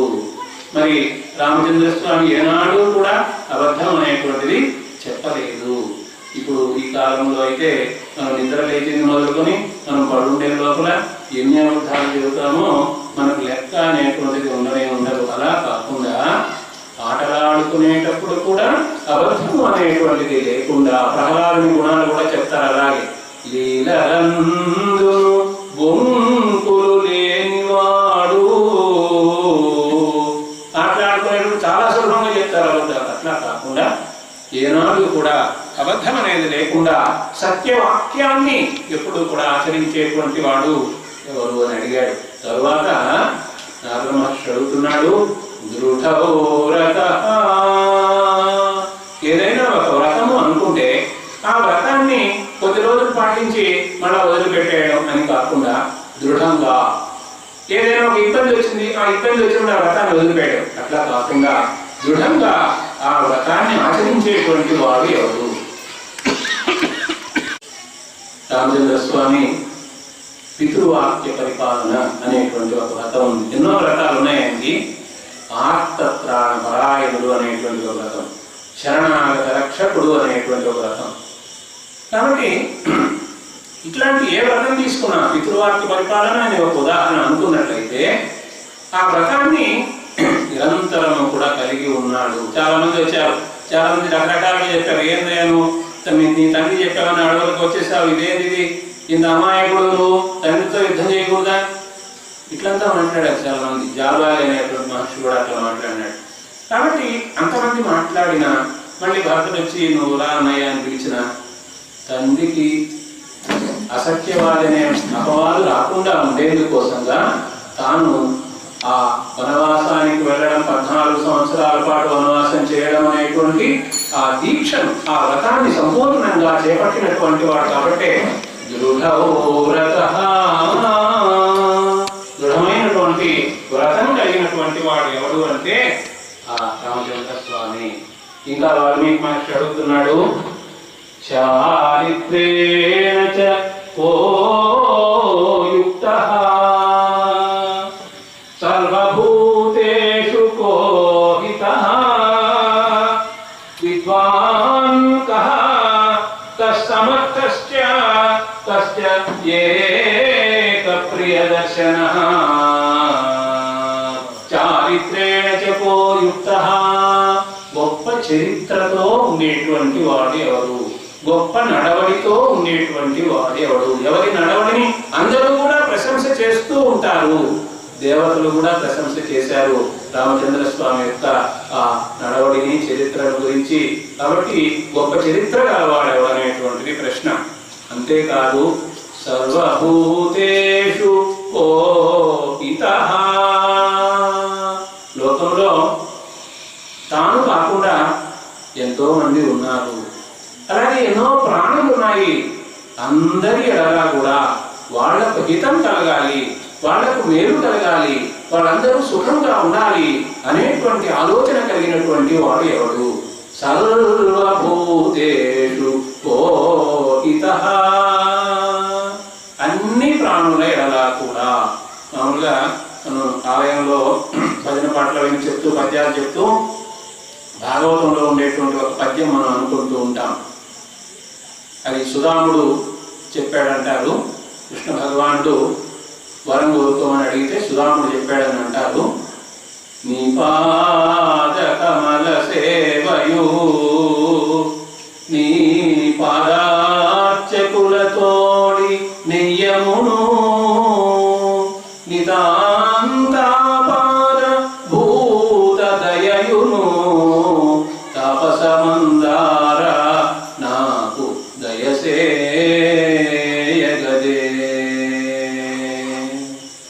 అయ్యా, నేను కోరుకునే వరం ఏంటంటే నీ పాదసేవ అనేది కావాలి. అలాగే నీ పాదసేవ చేసేటువంటి భక్తులు ఎవరైతే ఉన్నారో వాళ్ళతో సహవాసం అనేది కావాలి. అంతేకాకుండా నితాంత అపార భూత దయయును. భూత దయ అంటే మనం కాకుండా లోకంలో ఎంతో మంది ఉన్నారు, ఎంతో మంది మానవులు ఉన్నారు, ఇతర ప్రాణులు ఉన్నాయి. అన్ని భూతములైనా కూడా దయ అనేటువంటిది కలిగి ప్రవర్తించడము, అందరూ సంతోషంగా ఉండాలనేటువంటి భావంతో ఉండడం అనేటువంటిది. కాబట్టి ఇక్కడ చెప్తున్నాడు సర్వభూతేషు కో హితః. అన్ని భూతములు, భూతం అంటే మనం దయ్యం అనుకోలేదు కాదు, ప్రాణి. అన్ని ప్రాణుల ఎడలా కూడా హితము అనేటువంటిది, మేలు అనేటువంటిది కలగాలి అనేటువంటి కోరికతో ఉండేటువంటి మహానుభావుడు ఎవరు? అట్లాగే విద్వాన్ కః, విద్వాంసుడు. ఇందాక మనం అనుకున్నట్లుగా విద్వాంసుడే విద్య మాత్రం నేర్చుకొని ఉండడం కాదు, ఆ విద్య నేర్చుకున్న తర్వాత అందులో ఉండేటువంటి సారాంశాన్ని గ్రహించి ఆ సారాంశాన్ని ఆచరించేటువంటి వాడు గొప్పవాడు. ప్రహ్లాదుడు కూడా తండ్రి గురువు దగ్గరికి పంపిస్తే అక్కడ చదువుకొని వచ్చిన తర్వాత ఆయన చదువుకున్నావా అని అడిగితే అప్పుడు ప్రహ్లాదుడు మాట చెప్తాడు, చదివించి నను గురువులు చదివిది ధర్మార్థ ముఖ్య శాస్త్రంబులు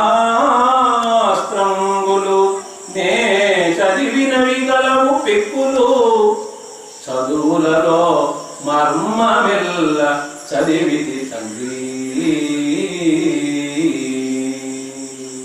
ఎన్నో గ్రంథాలు చదివాను, ఆ గ్రంథాల్లో ఉన్న మర్మం, ఆ గ్రంథాల్లో ఉన్న సారాంశం నేను తెలుసుకున్నాను, ఆచరించే ప్రయత్నం చేస్తూ ఉన్నాను. పెరుగులో సారాంశం వెన్న అని తెలుసుకున్న విధంగా మనకు ఉన్నటువంటి గ్రంథాలన్నింటిలో సారాంశం ఏమిటి? ధర్మము. కాబట్టి ఆ ధర్మాన్ని గురించి నేను తెలుసుకున్నాను, ఆ ధర్మాన్ని ఆచరించేటువంటి ప్రయత్నం చేస్తూ ఉన్నాను అని.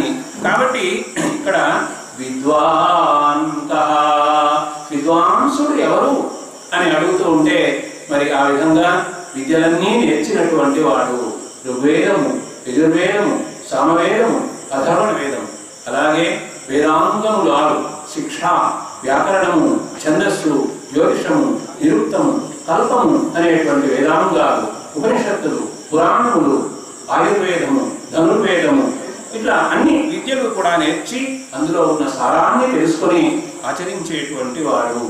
అట్లాగే కః సమర్థశ్చ, సమర్థుడు. ఏదైనా ఒక పని చేయాలి అంటే దానికి సామర్థ్యము అనేటువంటిది కావాలి. మరి ఆ సామర్థ్యము అనేటువంటిది ఉన్నటువంటి వాడు ఎవరు? మనకన్నింటినీ కూడా రామచంద్రస్వామి ఉదాహరణగా చెప్పుకోవచ్చు. ఎందుకంటే రామచంద్రస్వామి రాముని సంహరించాడు. ఆయన సైన్యం ఉందా? మానవ సైన్యం ఏదైనా ఉందా? లేదు. వానరులను తోడు తెచ్చుకున్నాడు. అసలు సముద్రాన్ని దాటి వెళ్ళడం అనేటువంటిది చిన్నపడి కాదు. 100 యోజనాలు ఉన్నటువంటి సముద్రాన్ని దాటి వెళ్ళాడు. ఎట్లా వెళ్ళాడు? మరి వారధి నిర్మించుకొని వెళ్ళాడు.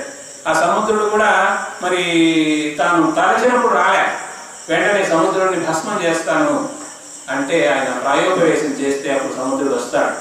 కాబట్టి తాను అనుకున్నటువంటి పని ఏదైతే ఉందో, లక్ష్యం ఏదైతే ఉందో ఆ లక్ష్యాన్ని సిద్ధింపజేసుకోవడానికి సమర్థత, దక్షత అనేటువంటిది కావాలి. అటువంటి సమర్థత, దక్షత ఉన్నటువంటి వాడు ఎవరు అంటే రామచంద్ర స్వామి. అట్లాగే తస్యైక ప్రియదర్శనః, చూడగానే ఆనందాన్ని కలిగించేటువంటి రూపం కలిగినటువంటి వాడు ఎవరు?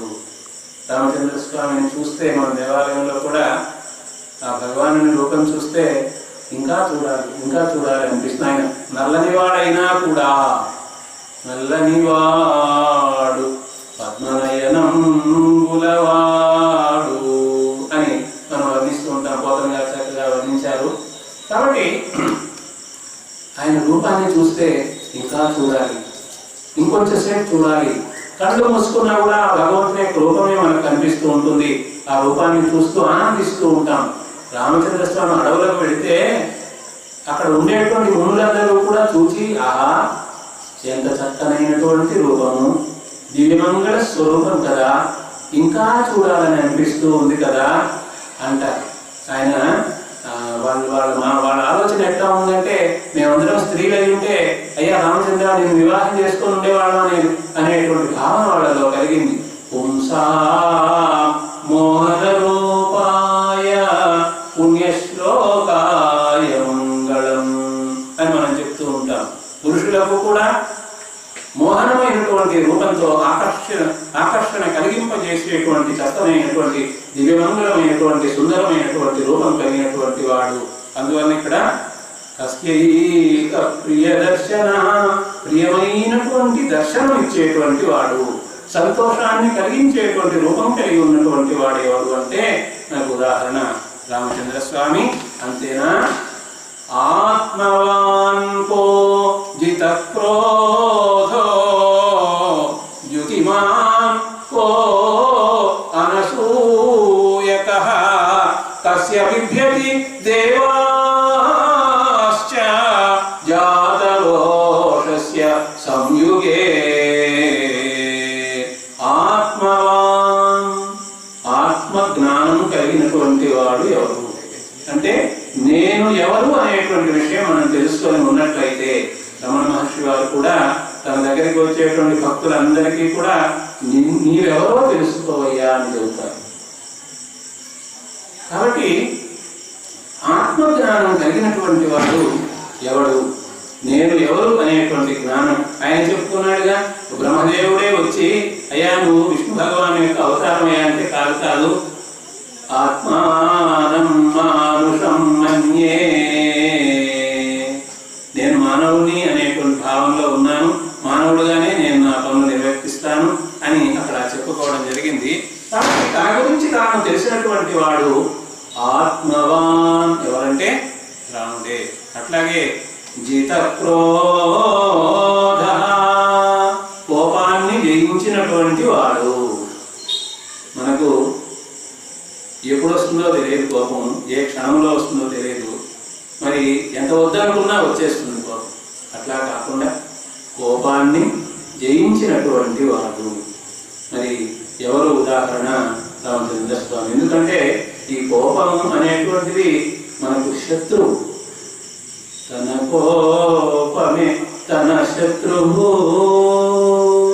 తన శాంతమే తనకు రక్ష, దయ చుటం బహు, తన సంతోషమే స్వర్గము, తన దుఃఖమే నరకమండ్రు తథ్యము.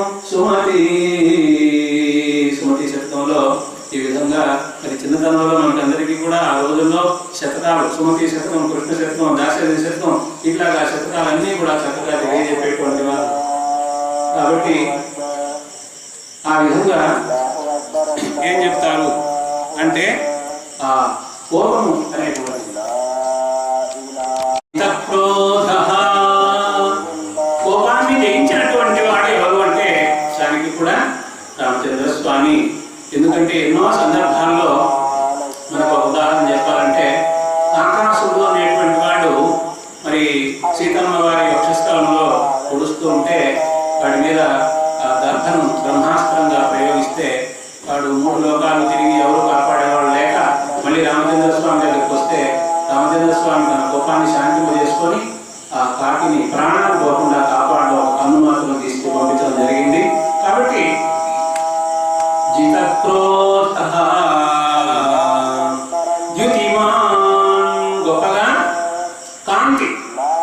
ఆయన ముఖం మనం చూసినట్లయితే ఎంత తేజస్సు ఉంటుందో, అంటే నిర్మలమైనటువంటి స్వచ్ఛమైనటువంటి మనస్సు ఉంటే అటువంటి వాళ్లకు ముఖంలో గొప్పగా తేజస్సు అనేటువంటిది ఉంటుంది. ఓ అనసూయక, అసూయ లేనటువంటి వాడు ఎవడు? అసూయ లేనివాడు సాధారణంగా ఆ ప్రక్కన ఉండేటువంటి వాడు కొంత ధనం సంపాదించిన, కీర్తి సంపాదించిన అసూయ అనేటువంటిది వస్తూ ఉంటుంది. అట్లా కాకుండా ఏనాడు అసూయ పడనేటువంటి వాడు ఎవరంటే రామచంద్ర స్వామి.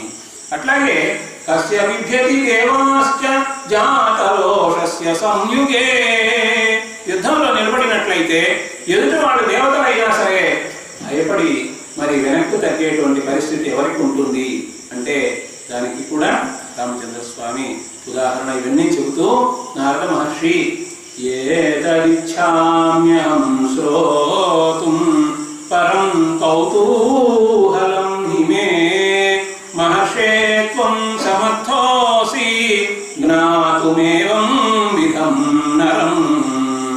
అయ్యా నారద మహర్షి, 3 లోకాలు తిరిగేటువంటి మహానుభావుడే కాబట్టి నాకు ఈ 16 గుణాలు ఉన్నటువంటి మహానుభావుని గురించి తెలుసుకోవాలనేటువంటి కుతూహలం ఎక్కువగా ఉందయ్యా.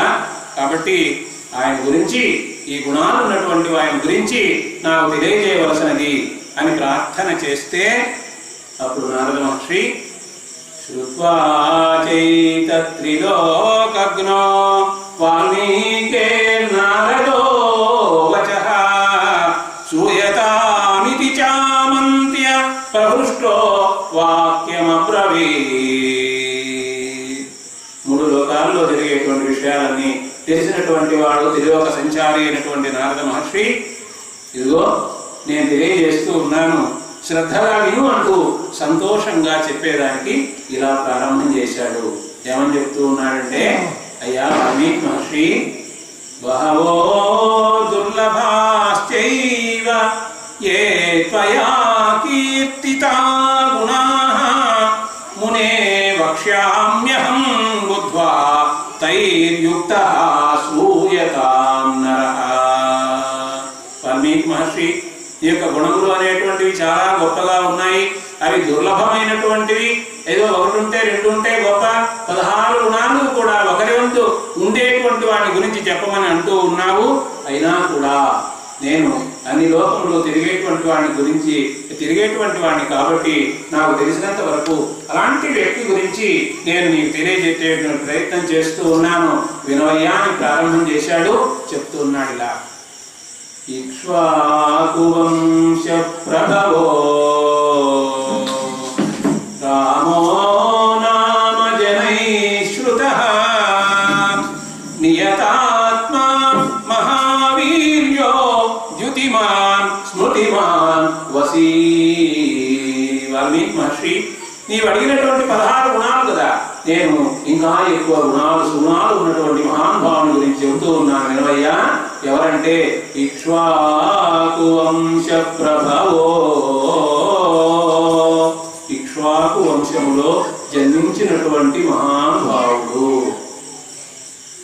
రామో నామ జనైశ్రుతః, రాముడు అనే పేరు కలిగినటువంటి మహానుభావుడు ఉన్నాడయ్యా.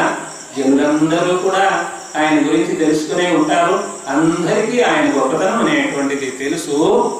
ఆయన ఎటువంటి వాడంటే నియతాత్మా, తన యొక్క ఆత్మను నియమించుకోగలిగినటువంటి సమర్థుడు. అంటే మనమంతా కూడా ఇంద్రియముల వశంలో ఉంటాం. కామము, క్రోధము, లోభము, మోహము, మదము, మాత్సర్యము అనేటువంటి 6 శత్రువులు మన లోపల ఉంటే వాటి అధీనంలో ఉంటాము. కన్ను, ముక్కు, చెవి, నాలుక, చర్మం అనేటువంటి ఇంద్రియములకు మనం లోపలి ఉంటాము. ఏది చూస్తే అది కావాలని అనుకుంటూ ఉంటాము. అట్లా కాకుండా మనము ఇంద్రియముల వశంలో ఉంటే ఈయన అట్లా కాకుండా నియతాత్మా, తన ఆత్మను తన మనసును తాను నిగ్రహించుకొని ఉండేటువంటి వాడు. లక్ష్మణుడు లంకను చూసి ఆహా ఎంత గొప్పగా ఉంది లంక అనుకున్నాడు. కానీ రాముడు ఎంత గొప్పగా ఉన్నా కూడా అది మనకు అవసరం లేదు అనుకున్నాడు. తన మనసును తాను నిగ్రహించుకునేటువంటి వాడు కాబట్టి మహావీర్యః, చాలా గొప్ప పరాక్రమం అనేటువంటిది కలిగినటువంటి వాడు. మనం కథలోకి వెళ్ళినట్లయితే మనకు ఒక ఉదాహరణ చెప్తాను మీకు. జనస్థానము అనేటువంటి ప్రదేశంలో 14,000 మంది రాక్షసులు వస్తే 14,000 మందిని కూడా తాను ఒక్కడే సంహరించాడు అవలీలగా. మరి ఎంతో సమయం కూడా తీసుకోలేదు, ఒక ముహూర్త కాలంలో సంహరించాడు. కాబట్టి మహావీర్యః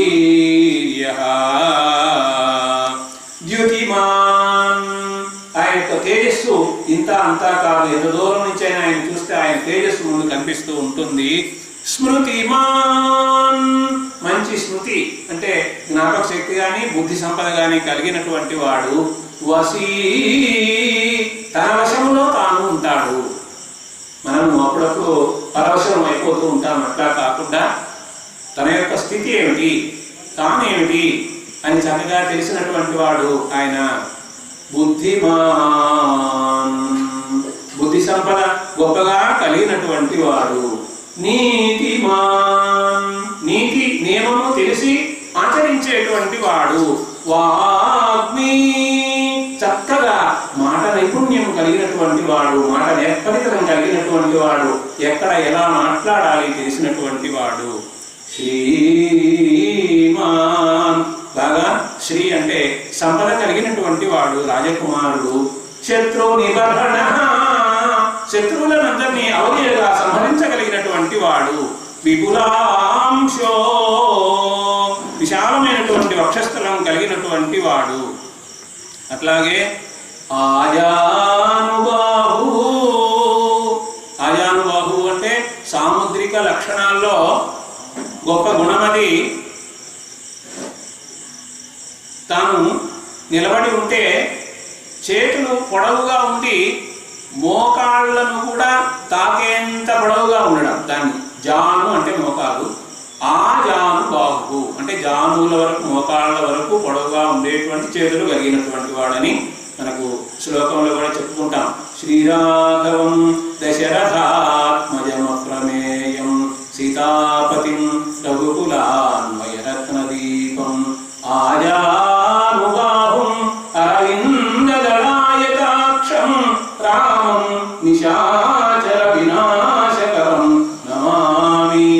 అందులో కూడా ఆజానుబాహుం అని ఆ లక్షణాన్ని చెప్పుకుంటాము. కాబట్టి ఆ విధంగా పొడవైనటువంటి చేతులు కలిగినటువంటి వాడు. సులలాట, చక్కమైనటువంటి వెడల్పైనటువంటి నుదురు కలిగినటువంటి వాడు. సువిక్రమ, గొప్ప పరాక్రమం కలిగినటువంటి వాడు. అట్లాగే ప్రతాపవాన్, గొప్ప ప్రతాపం కలిగినటువంటి వాడు. విశాలాక్ష, పద్మపత్రముల వంటి విశాలమైన పెద్ద కన్నులు కలిగినటువంటి వాడు. లక్ష్మీవాన్, లక్ష్మీ కళతో తేజస్సుతో ఉండేవాడు. శుభ లక్షణ, శుభాన్ని కలిగించేటువంటి శుభ లక్షణములు కలిగినటువంటి వాడు. ధర్మజ్ఞ, ధర్మం తెలిసినటువంటి వాడు. సత్యసంధశ్చ, సత్యం ఎప్పుడూ కూడా మాట్లాడేటువంటి వాడు. ప్రజానాంచ హితేరతః, ప్రజలందరి యొక్క మేలును నిరంతరము కూడా ఆలోచించేటువంటి వాడు. తాను చివరిలో సీతా పరిత్యాగం చేశాడంటే అది కూడా ప్రజల యొక్క మాటను అనుసరించి వాళ్ళ సంతోషం కోసంగా సీతా పరిత్యాగం చేశాడు. కాబట్టి ప్రజానాంచ హితేరతః. యశస్వి, కీర్తి, ఎంత కీర్తి, మూడు లోకములలో కూడా వ్యాపించినటువంటి కీర్తి కలిగినటువంటి వాడు. జ్ఞాన సంపన్న, గొప్ప జ్ఞానమంతా కూడా నిధిగా కలిగినటువంటి వాడు. శుచి, పవిత్రమైన మనస్సు కలిగినటువంటి వాడు. వశ్య, తన వశంలో ఉండేవాడు. సమాధిమాన్, చక్కగా ధ్యానము అనేటువంటిది తెలిసి ఆచరించేటువంటి వాడు. ఇంకా ప్రజాపతి సమః, బ్రహ్మదేవునితో సమానమైనటువంటి గొప్ప గుణం కలిగినటువంటి వాడు. త్రిపునిషూదన, శత్రువులను అవలీలగా సంహరించగలిగినటువంటి వాడు. రక్షిత జీవలోకస్య, ఈ లోకంలో ఉండేటువంటి ప్రాణులనందరినీ కాపాడగలిగినటువంటి పరాక్రమం కలిగినటువంటి వాడు. ధర్మస్య పరిరక్షిత, ధర్మాన్ని కూడా తాను రక్షించగలిగినటువంటి వాడు. తన ధర్మాన్ని రక్షిస్తూనే స్వజనులను కాపాడుకోగలిగినటువంటి వాడు. వేద వేదాంగ తత్వజ్ఞ, వేదములు వేదాంగములు అందులో ఉన్నటువంటి తత్వము తెలిసినటువంటి వాడు. ధనుర్వేదే నిష్ఠిత, ధనుర్వేదము చక్కగా విలువిద్య అనేటువంటిది తెలిసినటువంటి వాడు. సర్వశాస్త్రార్థ తత్వజ్ఞ, ఎన్నో శాస్త్రములు ఉన్నాయి, ఎన్నో గ్రంథములు ఉన్నాయి, వాటన్నిటినీ చదివి అందులో ఉన్నటువంటి తత్వం ఏదో తెలిసినటువంటి వాడు. ఒకానొక సందర్భంలో అడిగారట, అయ్యా ఎన్నో వందల వేల లక్షల గ్రంథాలు ఉన్నాయి, అవన్నీ మేము చదవలేము, దాంట్లో ఉండే సారాంశం చెప్పండి. పండితుడిని అడిగితే పండితుడు ఒక శ్లోకం చెప్పమంటే నేను సగం శ్లోకంలోనే చెప్తానన్నాడు ఆయన. శ్లోకార్థేన ప్రవక్ష్యామి యదుక్తం గ్రంథకోటివి, కోట్ల కొలది గ్రంథాల్లో ఉండేటువంటి సారాంశాన్నంతా కూడా నేను శ్లోకం యొక్క అర్ధభాగంలో చెబుతున్నాను. దాని సారాంశం ఏమిటి అంటే పరోపకార పుణ్యాయ పాపాయ పరపీడనం, ఇతరులకు ఉపకారం చేయవయ్యా, దానివల్ల పుణ్యం అనేది లభిస్తుంది. ఇతరులకు అపకారం చేసినట్లయితే, వాళ్ళని పీడించినట్లయితే పాపం కలుగుతుంది. కాబట్టి పాపం జోలికిపోకుండా పుణ్యం సంపాదించుకునేటువంటి ప్రయత్నం చెయ్యి. ఇదే అన్ని గ్రంథముల యొక్క సారాంశం అని చెప్పడం జరిగింది. ఆ విధంగా సర్వశాస్త్రార్థ తత్వజ్ఞ, అన్ని శాస్త్రాల్లో ఉండేటువంటి తత్వమంతా కూడా తెలుసుకున్నటువంటి వాడు రామచంద్ర స్వామి. ప్రతిభానవాన్, గొప్ప ప్రతిభ కలిగినటువంటి వాడు. సర్వలోక ప్రియ, లోకములో అందరికీ కూడా ప్రీతిపాత్రుడు. ఇష్టమైన రాముడు నాకు ఇష్టం లేని వాడని ఎవరు కూడా చెప్పేదానికి అవకాశం లేదు. ఆ విధంగా సాధు, సాధు స్వభావం కలిగిన వాడు. అదీనాత్మ, దీనమైనటువంటి స్వభావం ఏనాడు కూడా కనబరచలేదు ఆయన. విచక్షణ, విచక్షణ జ్ఞానం బాగా ఉన్నటువంటి వాడు. ఏ సందర్భంలో ఎలా ప్రవర్తించాలి అది విచక్షణ జ్ఞానం, లోక జ్ఞానం అంటారు కదా, ఆ విధంగా విచక్షణ జ్ఞానం కలిగినటువంటి వాడు. అట్లాగే రాముడు ఎంత గొప్పవాడంటే రాముని దగ్గరికి సజ్జనులందరూ అలాగా వచ్చేస్తూ ఉండేవాడు అన్నమాట. ఇప్పుడు మనం ఇంతకుముందు అనుకున్న ప్రహ్లాద గురించి ఒక మాట అనుకొని సద్గుణములన్నీ ఆయన దగ్గరికి వచ్చి చేరిపోయాయి అన్నట్లుగా సాధువులందరూ కూడా వచ్చి రాముని దగ్గరికి చేరిపోతారట. ఎట్లాగా అంటే సముద్రం దగ్గరికి ఎట్లా నదులన్నీ వెళ్ళి చేరిపోతాయో ఆ విధంగా సజ్జనులందరూ కూడా అడవికి వెళితే అక్కడ ఉండేటువంటి మునులందరూ కూడా రామచంద్ర స్వామి దగ్గరికి వచ్చేసారు. అట్లా సముద్ర ఇవ సింధుభి, సముద్రం ఏ విధంగా నదులన్నింటినీ తన దగ్గరికి చేర్చుకుంటుందో ఆ విధంగా సాధువులందరూ కూడా తన దగ్గరికి చేరేటువంటి వాళ్ళు. ఆర్య, ఉత్తముడైనటువంటి వాడు. సర్వసమః, అందరినీ సమానంగా చూచేవాడు. నేను రాజకుమారుని కదా, గొప్పవాడిని కదా, వాడు తక్కువ వాడు కదా అనేటువంటి ఆలోచన లేకుండా గుహుని కూడా సంతోషంగా కౌగిలించుకున్నాడు. ఆయన కొండజాతి వాడు కదా అనేటువంటి ఆలోచన అనేటువంటిది లేకుండా. అట్లాగే సదైవ ప్రియదర్శన సచ సర్వగుణోపేత. కాబట్టి ఆ ఇక్ష్వాకు వంశపు రాజుల్లో జన్మించినటువంటి రఘురాముడు అన్ని విధములైనటువంటి సుగుణములతో కూడినటువంటి వాడు. కౌసల్యానందవర్ధన, కౌసల్య మాటకు ఆనందాన్ని ఎప్పుడూ కలిగించేటువంటి వాడు. ఆయన ఇంకా ఎంత గొప్పవాడంటే సముద్ర ఇవ గాంభీర్యే, గంభీరంగా ఉంటాడు. సముద్రం ఎంత గంభీరంగా ఉంటుందో అంత గంభీరంగా ఉంటాడు. ధైర్యేణ హిమవానివ, హిమాలయం అనేటువంటిది చలించకుండా ఉంటుంది. అట్లాగా ఈయన కూడా ఎప్పుడు చలించేటువంటి మనస్తత్వం లేకుండా ధైర్యంగా ఉండేటువంటి వాడు. అట్లాగే మరి పరాక్రమంలో విష్ణునా సదృశో వీర్యే, పరాక్రమంలో విష్ణువుతో సమానమైనటువంటి వాడు. సోమవత్ ప్రియదర్శన, చంద్రుని వలె, చంద్రుడు అంటే అందరికీ ఇష్టమే కాబట్టి ఆ చంద్రుని వలె ఇష్టమైనటువంటి భావంతో అందరికీ ఆనందాన్ని కలిగించేటువంటి వాడు. అయితే అప్పుడప్పుడు కోపం అనేటువంటిది అవసరాన్ని బట్టి ప్రదర్శిస్తూ ఉంటాడు. కాలాగ్ని సదృశ క్రోధే, క్రోధం వస్తే ప్రళయకాలం అనేటువంటిది ఎంత భయంకరంగా ఉంటుందో అంత భయంకరంగా మారిపోతూ ఉంటాడు అవసరమైనప్పుడు. అట్లాగే ధనదేన సమస్త్యాగే, త్యాగము దానము అనేటువంటి దానిలో కుబేరుని వలె గొప్పవాడయ్యా. సత్యే ధర్మ ఇవాపరః, సత్యాన్ని పలకడంలో, సత్యాన్ని ఆచరించడంలో యమధర్మరాజు కూడా గొప్పవాడు. ఆ విధంగా యమధర్మరాజుతో సమానంగా సత్యమును చక్కగా మాట్లాడేటువంటి వాడు, సత్యాన్ని ఆచరించేటువంటి వాడు. కాబట్టి తమేవం గుణసంపన్నం రామం సత్యపరాక్రమం జ్యేష్టం శ్రేష్ఠ గుణైర్యుక్తం ప్రియం దశరథసుతం.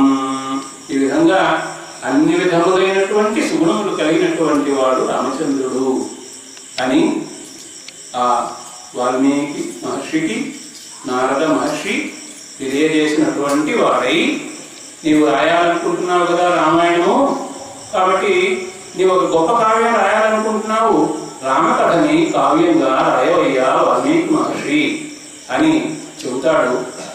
ఆ విధంగా చెప్పి రామాయణం యొక్క కథ అంతా కూడా సంగ్రహంగా చెప్పడం జరుగుతుంది. మనం ఎట్లాగో రామాయణం మనం చదువుతున్నాం కాబట్టి ఇక్కడ ఆ సంగ్రహంగా చెప్పినటువంటి రామాయణాన్ని మనం స్పృశించడం లేదు.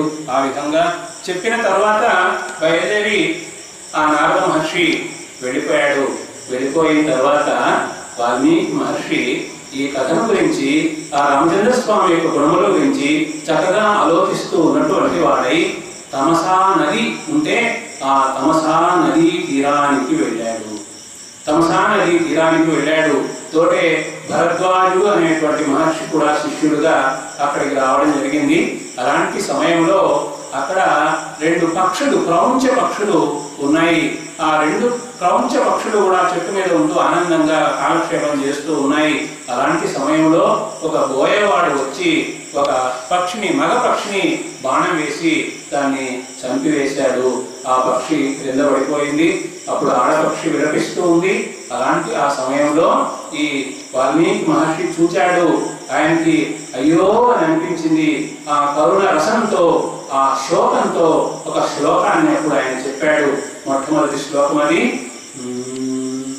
మానిషాద ప్రతిష్టాంత్వం అగమశాశ్వతి సమాః యత్క్రౌంచమిథునాదేకం అవధీహి కామమోహితం. ఈ శ్లోకము ఆ వాల్మీకి మహర్షి నోట అనుకోకుండా వచ్చింది. ఈ ఎట్లా ఉంది ఇది అంటే 32 అక్షరాలతో ఉంది. 4 సమభాగాలుగా 8, 8, 8, 8 అన్నట్లుగా 4 పాదాలుగా ఉంది. దాని గురించి ఆయన ఆలోచిస్తూ ఉన్నాడు.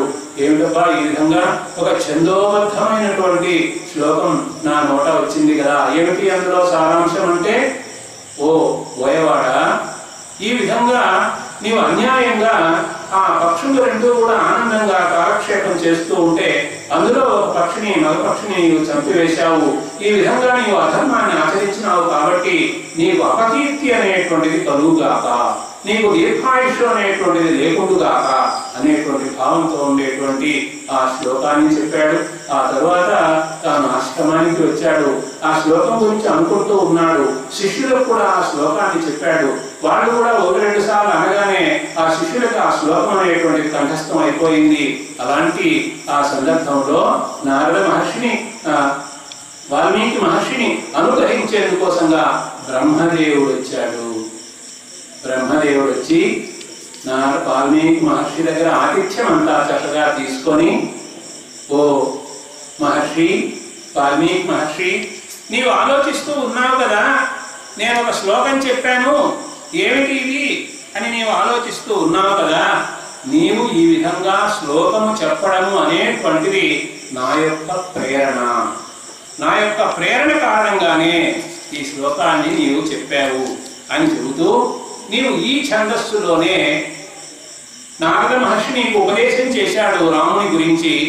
రాముని చరిత్ర అంతా కూడా సంగ్రహంగా చెప్పాడు కాబట్టి ఆ రాముని కథను నీవు చక్కగా ఒక కావ్యంగా వ్రాయి అని అంటూ, ఇంకొకటి ఏమిటంటే, నా యొక్క అనుగ్రహం కారణంగా ఈ రామకథ రాసేటప్పుడు నీకు అనేక విషయములు తమంతట తాముగా స్మృతి పథానికి వస్తాయి. ఆ విధంగా నేను నీకు అనుగ్రహిస్తూ ఉన్నాను. అంటే సీతాదేవి మనసులో ఏముంది అది కూడా నీకు తెలుస్తుంది, రాముని మనసులో ఏముంది అది కూడా నీకు తెలుస్తుంది. ఎక్కడ ఈ కథ రాసేటప్పుడు ఏ అంశాలు అవసరమో అవన్నీ కూడా నీకు తప్పకుండా తెలుస్తాయి అని చెబుతూ, ఇంకా ఏమని చెబుతాడంటే, నీవు రాసేటువంటి ఈ రామాయణము అనేటువంటిది ఎప్పటికీ శాశ్వతంగా ఉంటుంది. ఎప్పటిదాకా ఉంటుంది అంటే, యావత్ స్థాస్యంతి గిరయః సరితశ్చ మహీతలే తావద్ రామాయణ కథా లోకేషు ప్రచరిష్యతి. ఈ రామాయణం శాశ్వతంగా ఉంటుంది. యావత్ స్థాస్యంతి గిరయః, ఈ భూమి మీద కొండలు ఉన్నాయి కదా, ఆ కొండలు ఎంతకాలం వరకు అయితే ఉంటాయో. సరితశ్చ మహీతలే, నదులు ఎంతవరకు ప్రవహిస్తూ ఉంటాయో. తావత్, అంతకాలం వరకు. రామాయణ కథ, నీవు రాసేటువంటి రామాయణ కథ అనేటువంటిది లోకేషు ప్రచరిష్యతి, లోకంలో అలాగా కొనసాగుతూ ఉంటుంది, ఎప్పటికీ కూడా ఉంటుంది రాముని యొక్క కథ, రామచరిత్ర, రామాయణము అనేటువంటిది అని బ్రహ్మదేవుడు ఆయనతో ఆశీర్వాదం చేసి వెళ్ళిపోతే, అప్పుడు ఆ వాల్మీకి మహర్షి 24,000 శ్లోకాలతో ఉండేటువంటి 7 కాండలతో ఉండేటువంటి మహనీయమైనటువంటి ముఖ్యంగా అనుష్టుప్ అనేటువంటి ఛందస్సుతో ప్రకాశించేటువంటి రామాయణాన్ని రచించారు. మరి ఆ రామాయణాన్ని రాసిన తర్వాత ఆయన ఆశ్రమంలోనే సీతమ్మ గారు ఉన్నారు, ఆ లవకుశులు ఉన్నారు. ఆ లవకుశులకి చెప్పాడనమాట, ఇదిగో దీన్ని మీరు వినండి, దీన్ని నేర్చుకోండి, దీన్ని గానం చేయండి అని. ఆ లవకుశులు ఆనందంగా, అంటే రాముడు తన తండ్రి అనేటువంటి విషయం వాళ్ళకి తెలియదు, అయినా కూడా గురువు గారు చెప్పారు కాబట్టి చక్కగా నేర్చుకొని చక్కగా గానం చేసేదానికి సిద్ధమై వాళ్ళు ఆశ్రమంలో గానం చేశారు రామాయణాన్ని. అట్లాగే ప్రక్కకు వెళ్ళి ఇతర ప్రాంతాల్లో గానం చేశారు, వేరే జనపదాల్లో గానం చేశారు, అయోధ్య నగరం దగ్గర గానం చేశారు. అయోధ్య నగరం దగ్గర గానం చేస్తూ ఉంటే విన్నటువంటి వాళ్ళు, అదిగో చిన్న పిల్లలు రామగాథని గానం చేస్తూ ఉన్నారు, రామాయణాన్ని. రామచంద్రస్వామి మీ కథనే గానం చేస్తూ ఉన్నారంటే రామచంద్రస్వామి వాళ్ళని పిలిపించి ఆ రామకథను తాను కూడా వినాలి అనేటువంటి ఆలోచనతో తన యొక్క సభ ఒకటి ఏర్పాటు చేశాడు. ఆ కుశలవు ఇద్దరు కూడా రామాయణాన్ని గానం చేయడం ప్రారంభం చేశారు. అక్కడ ఇదిగో కోసల దేశము, అయోధ్య నగరము, దశరథ మహారాజు అని వాళ్ళు ప్రారంభం చేస్తారు. ఆ కథని మనం రేపటి దినము తెలుసుకునేటువంటి ప్రయత్నం చేద్దాము. ఆ విధంగా మరి రామాయణం గురించి ఒక 9 రోజుల పాటు ఈ కార్తీక మాస ప్రారంభం నుండి ఏర్పాటు చేసినటువంటి పెద్దలకి అందరికీ కూడా, ధర్మకర్తలకి, అలాగే గ్రామ పెద్దలకి, అలాగే సహాయ సహకారాలు అందించేటువంటి అందరికీ కూడా, శ్రోతలకి అందరికీ కూడా నమస్కారాలు తెలియజేసుకుంటూ, రామచంద్రస్వామి మన అందరినీ కూడా అన్ని విధాల శుభాలు కలిగించాలి. ఆయన మనం అనుకున్నాం ఇందాకనే, ఆపదామపహర్తారం దాతారం సర్వసంపదా లోకాభిరామం శ్రీరామం భూయో భూయో నమామ్యహం. రాముడు ఘోరపాతక విరాముడు, సద్గుణకల్పవల్లికారాముడు, షడ్వికార జయరాముడు, సాధు జనావనవ్రతోద్దాముడు, రాముడే పరమదైవము మాకని మీ అడుంగు కిందామలలే భజించెదను దాశరథి కరుణాపయోనిధి. స్వస్తి ప్రజాభ్య పరిపాలయంతాం న్యాయేన మార్గేణ మహీం మహిషాః. గోబ్రాహ్మణేభ్య శుభమస్తు నిత్యం. లోకాః సమస్తాః సుఖినో భవంతు. శ్రీరామచంద్రః శ్రితపారిజాతః సమస్త కళ్యాణ గుణాభిరామః సీతాముఖాంభోరుహచంచరీతః నిరంతరం మంగళమాతనోతు. మంగళం కోసలేంద్రాయ మహనీయ గుణాత్మనే చక్రవర్తి తనూజాయ సార్వభౌమాయ మంగళం.